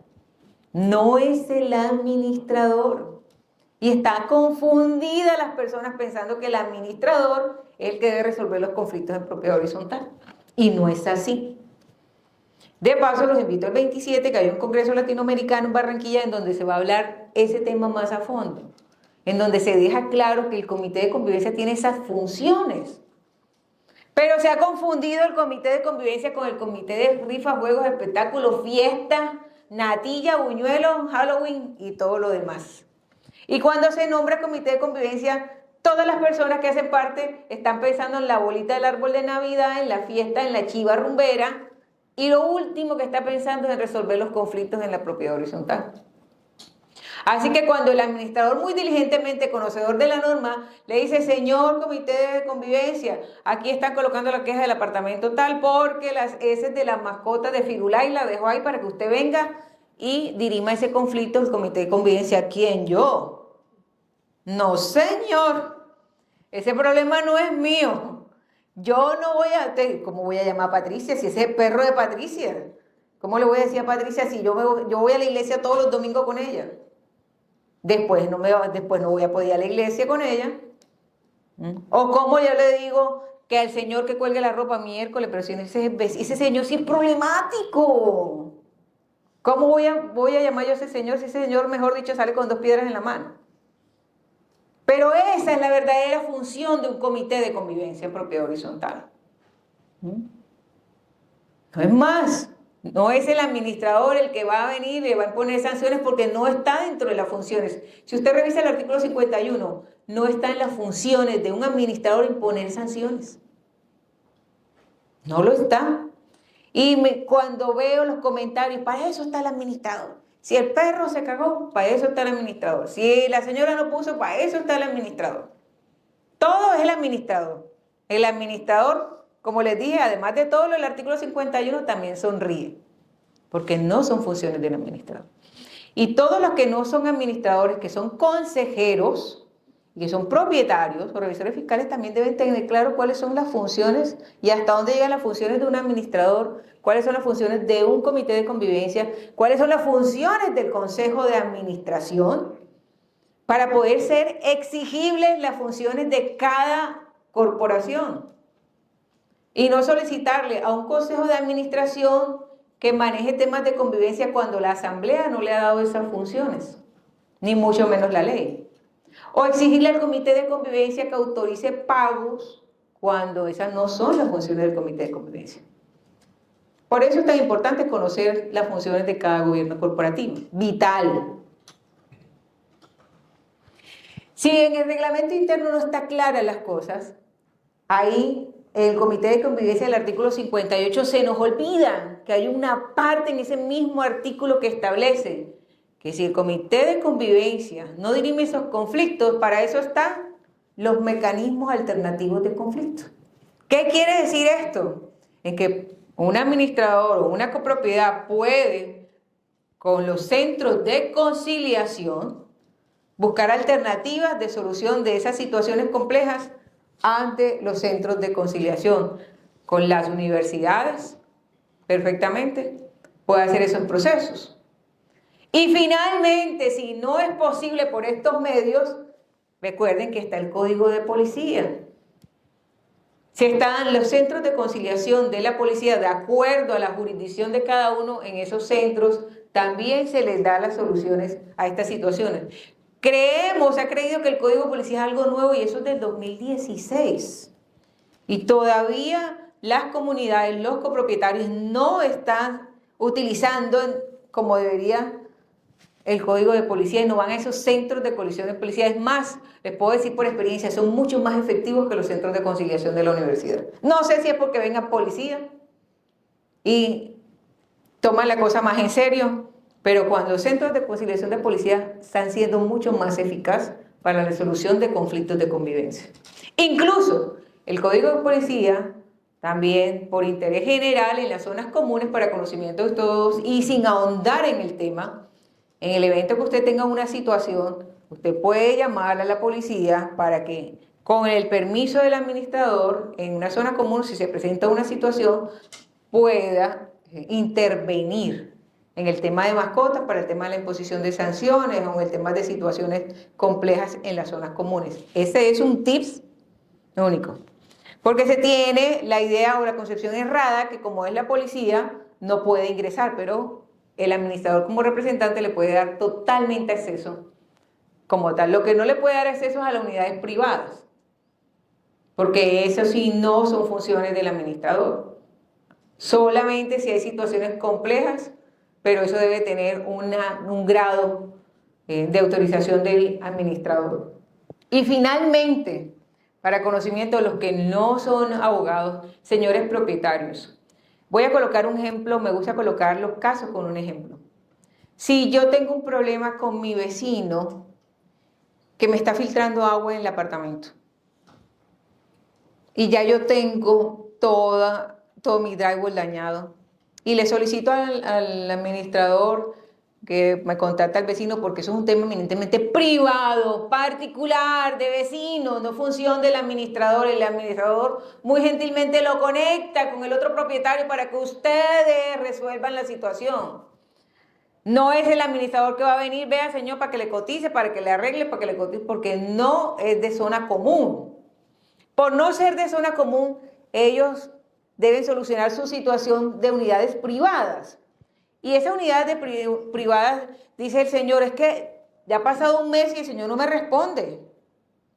Señor administrador, el señor no me responde. Señor, usted debe proceder contra esa persona particular, presentar un proceso verbal sumario donde hay una exigencia con su fotografía, presentar una demanda, organizar la admisión de esa demanda como tal, continuar con todo el tema probatorio como corresponde. Si usted realizó los arreglos, guardar esas facturas para que le queden de soporte, pero él lo indicado es realizar este tipo de procesos. Estas son las recomendaciones. ¿Que hay fórmulas para la propiedad horizontal de solución de conflictos? Sí. Ahora, señores, consejeros, revisores fiscales, es muy común que en propiedad horizontal se le exija a los administradores o los consejeros procedan a imposición de sanciones. Pero imposición de sanciones como si fuera feria. Es más, la comunidad le exige a los consejeros, al comité, vean, el señor puso mal la sábana, sanciónelo. Y piensan que eso es así, ¡fuas! Varita mágica. Ya le pusieron la sanción. ¿Cuánto? Sanciónelo con la máxima pena. 2 salarios mínimos. ¿Cómo? Recuerden que estamos en un país reglado y hay un debido proceso que establece el artículo 29 de la Constitución Nacional. Toda imposición de sanciones, todo proceso debe conservar las normas del debido proceso, derecho a la contradicción y defensa de cada ciudadano. He visto muchos administradores que en ese proceso, o incluso consejeros, que inmediatamente van imponiendo sanciones y no cumplen con un debido proceso. Obviamente no va a tener ninguna validez. Es más, se puede surtir una situación adversa y es que lo entutele por no cumplir con un debido proceso. Así que mucho cuidado, señores propietarios, del cumplimiento del debido proceso que es exigible a todo ciudadano, independientemente que sea administrador o consejero, que está plagado así de personas que incumplen con un debido proceso. También, en el caso de imposición de sanciones, se debe tener una proporcionalidad de esas sanciones, Porque si una persona, hay otro tipo de sanciones, no solo son económicas. Si una persona, usted incumple con una de las normas del reglamento, usted le puede hacer un llamado de atención. Si la persona reincide, usted le hace una invitación o lo lleva al centro de conciliación. Pero la persona puede decir de esas cosas sencillas, no, el perrito se me salió en el caso de que sea una mascota. No vuelve a ocurrir y seguramente no vuelve a ocurrir. Pero inmediatamente consideramos que la pena implica una sanción económica cuando las penas están representadas en otro tipo de alternativas y muchas veces en el reglamento están muy detalladas. Un llamado de atención, una invitación o una restricción, muy sencillos. Así que primero, ¿qué debemos hacer? Reglamento interno. Después del reglamento interno, comité de convivencia. Si no me funciona con el comité de convivencia, me voy a los mecanismos alternativos de conflicto, que pueden ser los centros de conciliación de las universidades. Finalmente, si no hay ninguna solución por este lado, el código de policía, lo policivo me funciona y si al final tengo estas alternativas de proceso verbal sumario. Que no me escriba como uno de los seguidores me dice, no, doctora, eso es ley de mi cuenta. No me hizo caso, voy y le toco la puerta y lo levanto a piedra. Ojo, señores, propietarios, porque esto aquí va dirigido a propietarios.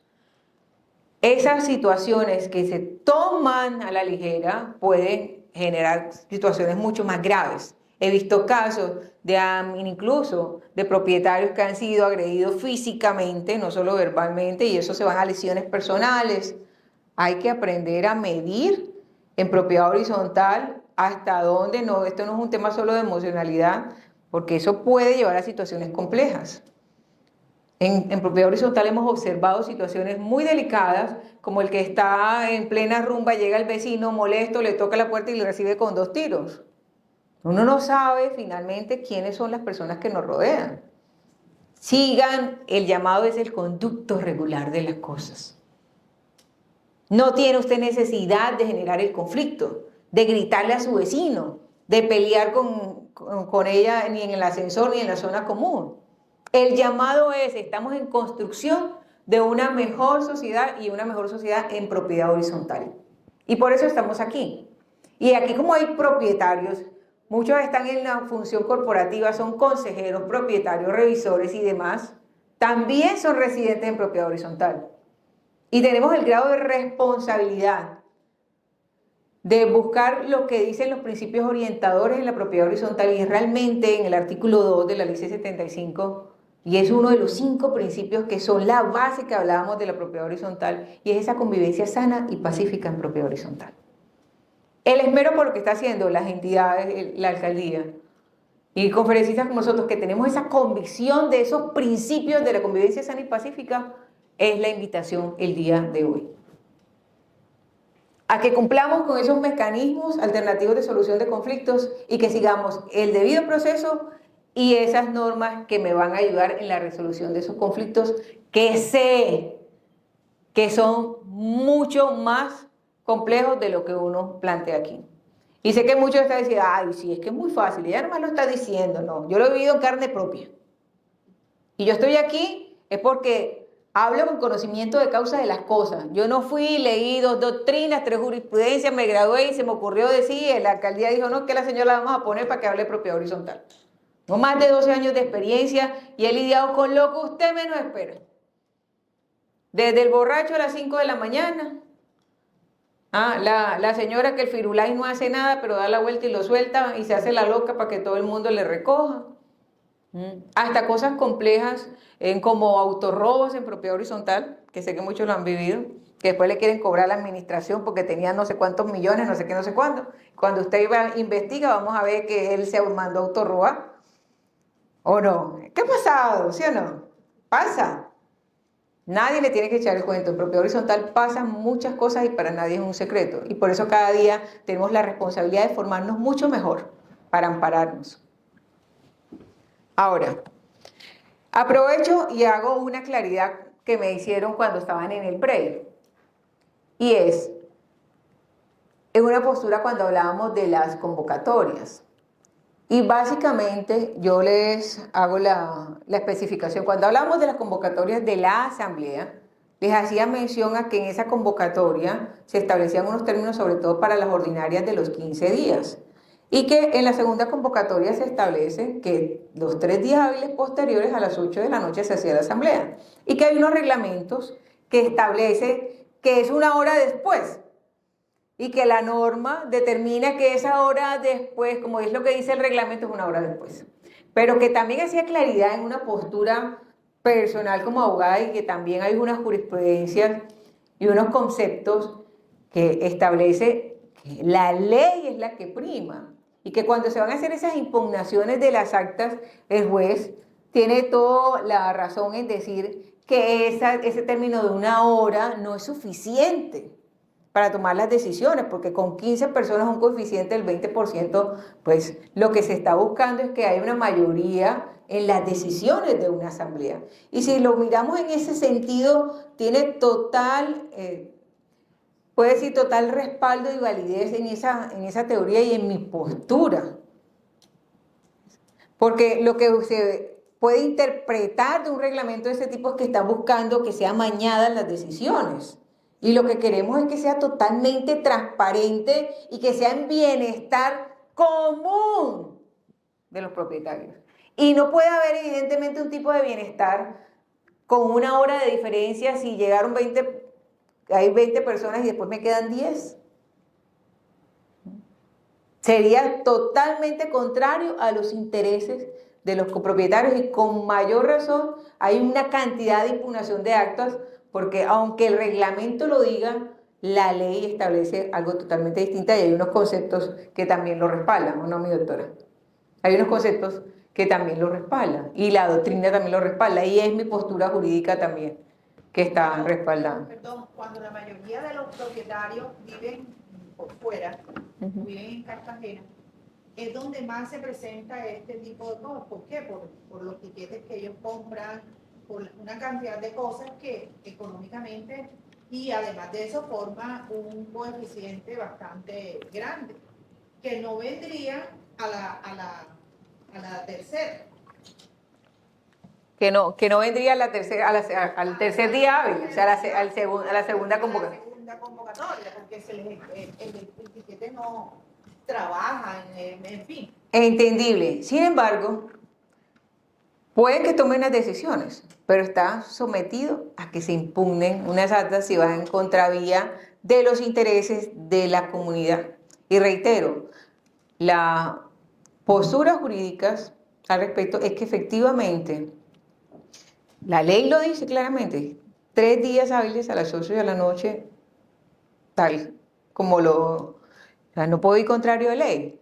Y además que hay varias jurisprudencias que también amparan, respaldan en lo que establece la ley. Porque le digo, lo que se busca es, el espíritu de la norma lo que busca es que haya un bienestar de todos los copropietarios en la toma de sus decisiones. Mi doctora. Permiso. Queremos recordarles que anoten todas sus preguntas, sabemos que tienen muchas inquietudes, pero bueno, la idea es poder avanzar y terminar la presentación que nos trae nuestra conferencista y al final sí poder resolver todas esas dudas que tienen. Muchísimas gracias. Ahora, una pregunta muy recurrente y es, ¿qué personas viven en edificios viejitos antes del 2001? Viejitos. Antes del 2001. ¿No les ha pasado que el reglamento está desactualizado? Dice, y hay personas que dicen, no, aquí el reglamento del edificio Los Cisnes dice que eso no se hace así. Yo sí, pero el edificio Los Cisnes tenía un periodo de transición que lo establece el artículo 86 de la ley 675 del 2001, en donde claramente especifica que si no se realizan las modificaciones, se entenderán incorporar las disposiciones de la ley a los reglamentos internos y las decisiones que se tomen en contrario serán ineficaces. Lo que quiere decir es que el reglamento del edificio Los Cisnes todavía es válido.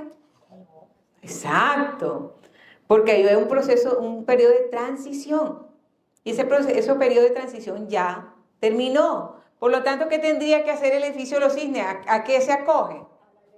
A la ley 675 del 2001. Estamos súper pilosos con eso. Eso debe quedar claro, señor propietario. Señor consejero, usted no puede legislar con una norma que es ineficaz porque estaría contraria a la ley. Totalmente contraria a la ley. Y veo con mucha frecuencia que hacen esta pregunta, como si todavía usted ve el reglamento, lo tiene que coger con pinza. Porque usted donde lo coja con la mano se le queda ahí, de lo viejo que está el reglamento. Entonces, eso, señores, cojan y déjenlo que se lo coma el comején, porque eso ya no sirve para nada. ¿Sí o no? Ya eso no sirve. Y escucho y veo propietarios que todavía invocan lo que dice el artículo en el reglamento de hace 20, 30 años. Entonces, mucho cuidado con esto. No incurrir en esta falla gigantesca que la veo más frecuente de lo que ustedes se imaginan. Y uno no puede creer eso. Entonces, ya hoy tenemos claro que no es así, ¿cierto? Y vamos a ver que se lo coma el comején, que eso no sirve para nada. Ahora, señores, importantísimo. ¿Quieren algo más que agregar sobre el tema de los trámites? Creo que he sido muy clara al respecto.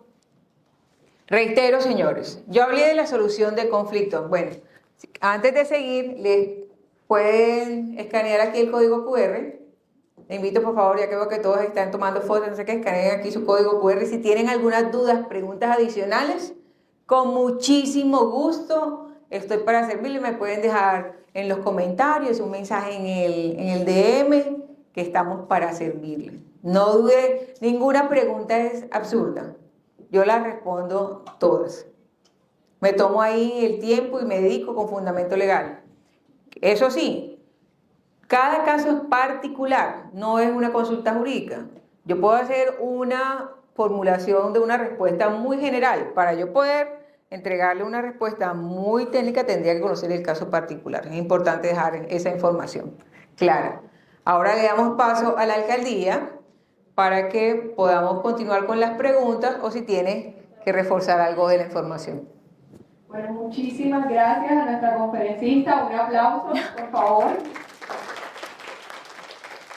Gracias.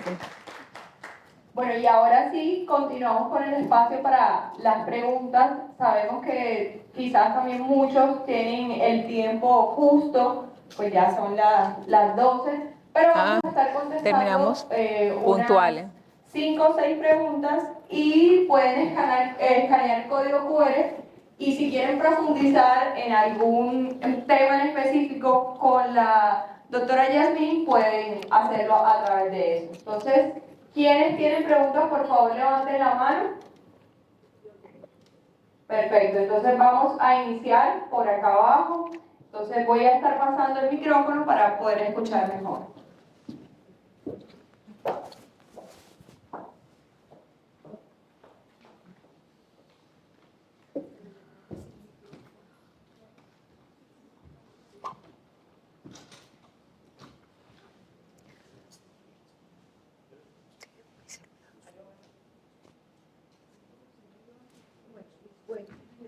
Doctora, yo le hago una pregunta. Tengo un problema en una copropiedad sobre unos árboles que son unas bondas que tienen 400 años. Le he pasado derecho de petición al EPA, riesgos y desastres, alcaldía, han ido, me han tomado fotos y nada. Estoy en un punto crítico en este momento, que ya le estoy pasando otro derecho de petición. Hay una de las ramas, porque son 14 casas, 7 y 7, y hay un árbol de este lado y el otro del otro. Y hay una rama que ya está con el comején, que ya no resiste, y ahora encima los loros, imagínense usted. Y no tengo una entidad que me responda, porque el EPA dice, no, hay que esperar. Riesgos y desastres, sí, vamos a mandar a la alcaldía. La alcaldía no responde, entonces no sé a dónde dirigirme.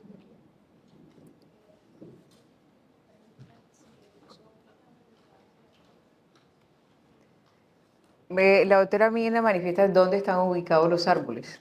En la segunda avenida de Manga, detrás del colegio eucarístico. Ok, eso es conocido, son antiquísimas esas bongas. Y están en toda la entrada, doctora. Esa es la bienvenida de esa copropiedad. Sí, así es. Esa es la bienvenida, está en toda la entrada. Y estoy pasándole documentación desde el 2012 que recibí la copropiedad, desde el 2012. No, pero ya y es no ha habido mucho. y no ha habido una respuesta. Es más, ya hay abogados, está el doctor Valdiri, ha habido otro antes de mí y resulta que nada. Y yo digo, ya no sé ni qué hacer y me dijeron, Sacramento, pilas que va a haber un accidente y le digo, ¿qué hago? Pero tengo una carpeta de todos los requerimientos que le he solicitado. Ok, bueno, entonces al final ya de todo este ejercicio, yo me acerco con usted y le tomo los datos para hacer seguimiento a su solicitud. No se preocupe. Les agradezco. Muy bien. Esas son las ventajas de tener aquí a la autoridad para que nos ayude a hacer el puente y resolver, porque es que desde el 2012 es mucho tiempo. Hay que mirar cuál ha sido el proceso, porque eso sí está bien direccionado, porque la autoridad competente efectivamente es el EPA. No es competencia de acá de la oficina jurídica y lo que van a hacer es direccionar su caso para que se priorice si tiene el número radicado y pueda prontamente resolver la situación. Porque la autoridad competente es el EPA. No hay nadie más que uno diga que se dirige a otra autoridad porque ellos es su competencia final. Pero es de la alcaldía. Sí, que claro, sí, vamos es de la a hacer alcaldía. el Por eso... seguimiento a ese caso en específico. Por eso le van a servir de puente aquí para ayudar a gestionar qué ha sucedido con ese caso. Porque todos conocemos, los que hemos tenido la oportunidad que vivimos en Manga, que eso es emblemático.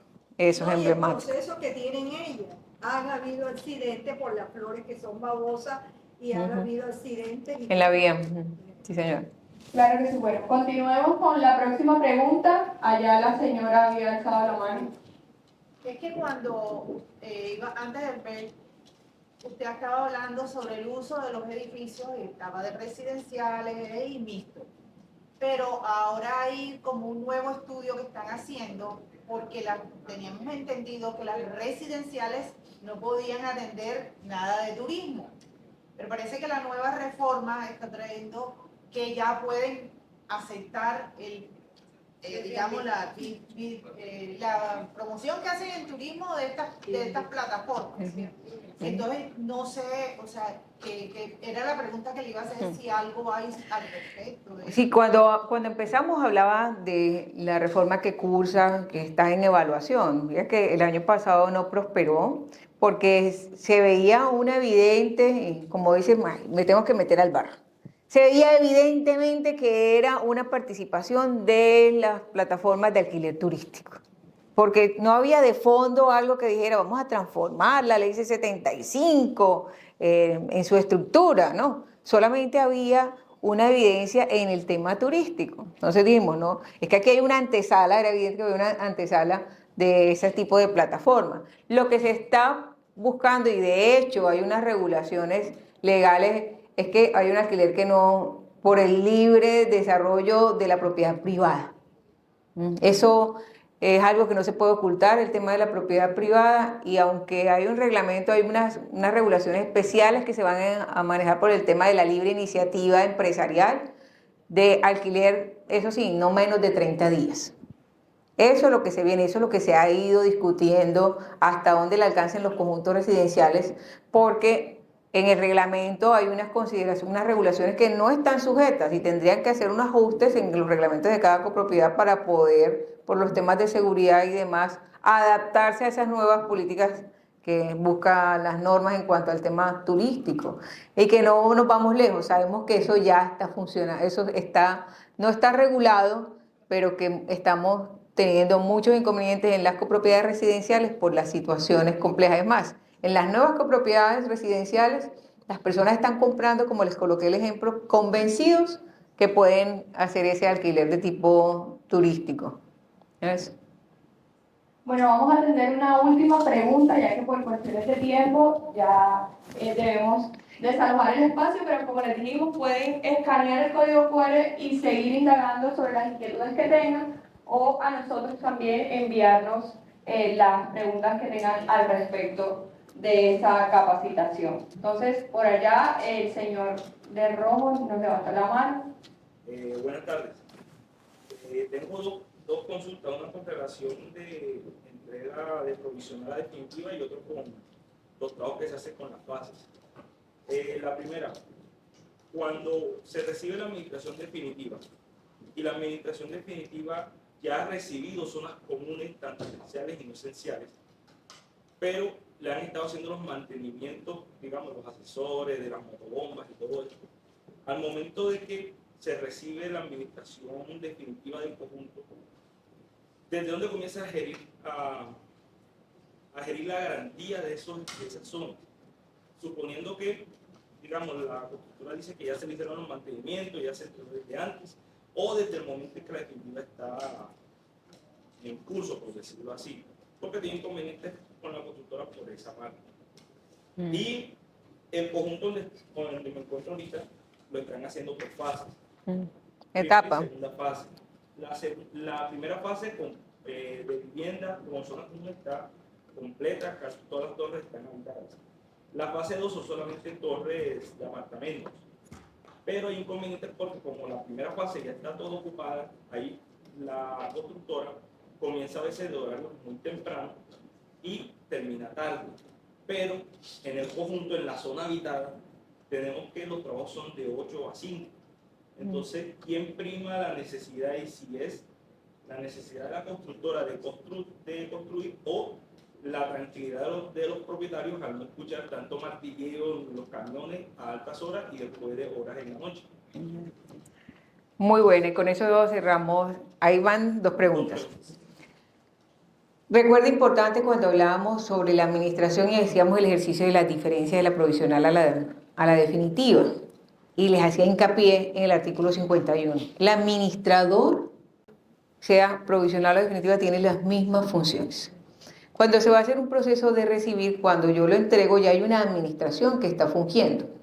Lo que debe hacer esa administración es velar por el cumplimiento de esos equipos, los mantenimientos de esos equipos, que eso es totalmente diferente al tema ya de estructuras. Si empieza a regir cuando recibe la definitiva, no. El deber es que eso tiene un ciclo, y ese ciclo se va desde el momento en que esa administración provisional está recibiendo. No lo recibe cuando hablo, no de la connotación que yo estoy aceptando, sino que yo lo estoy administrando. Y ahí es donde la exigencia de la transición en velar por el artículo 24, tenlo muy presente, de la ley 75 del 2001, que la entrega tanto de la estructura como los equipos se venga con todos los manuales, los mantenimientos correspondientes ahí para poder la administración definitiva hacer las exigencias que corresponden. Porque no es lo mismo si yo recibo los ascensores, para colocarte un ejemplo, que tienen una garantía regularmente de 2 años por el proveedor inicial, y esa administración provisional ha cumplido con sus mantenimientos mensuales, ¿ves? Con su certificación como lo exige la norma. Usted toma como tal un equipo que cumple con todas las garantías, con todos los mantenimientos, está bien. A diferencia de, puede manejarse un tema de motobombas, que cuando se hace la inspección en el recibimiento de las zonas comunes, usted cuando solicita los manuales de eso, y sabes que debe tener un mantenimiento de mínimo 6 meses entre una frecuencia y la otra, y no hay un registro. No lo podrías recibir y podrías exigir al constructor que te dé una bomba nueva, porque cuando se te presente una novedad y de pronto lo quieras hacer exigible a la póliza, va a ser imposible, porque lo primero que te va a decir es muéstrame el mantenimiento del equipo y usted va a tener un inconveniente. Ahí es donde está la importancia de saber recibir. Y hay cosas en donde el administrador tiene que saber que es su responsabilidad, y cuando digo la responsabilidad es todo. A ver, señores, y con esto sintetizo. Usted no puede ser un administrador aquí y decir, le voy a recibir a la firma de administración anterior y yo respondo de aquí hacia adelante. ¿Quién crees?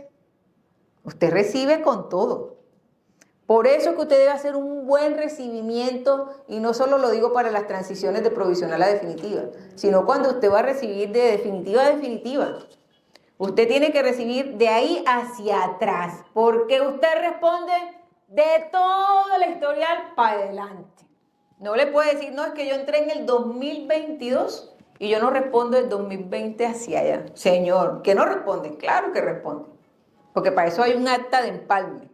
Y usted cuando recibe el acta de empalme se asume la responsabilidad de todo, y bien lo dice el artículo 51. Si usted le recibió al administrador así, sin mantenimiento de bomba, sin certificación de asesores, ¿eso qué? Esa es la responsabilidad legal, recae sobre usted. Por eso es que uno debe ser acuicioso y antes de recibir una copropiedad debe hacer una inspección y verificar si me meto en el lío o no. ¿Cierto? Y la otra de las etapas, señor, hay unas exigencias que están en el reglamento, y también hay una regulación especial para los constructores. Esto es un tema ya de comunicación, porque hay copropiedades que yo he asesorado que están por etapas, y las comunidades evidentemente han logrado establecer, señores, un constructor tiene que aprovechar el máximo tiempo, pero sí han logrado negociar. El sábado, después de este horario, no trabajes. Domingo, si es para descanso o festivo, no trabajes. Muy a pesar del constructor, porque prima el bienestar de la comunidad. Eso, con eso queda resuelto. Muchísimas gracias a ustedes. Me llevo toda la energía bonita de todos y éxitos en las gestiones de sus propiedades horizontales. Mis doctoras, muchas gracias por esta oportunidad. A la alcaldía.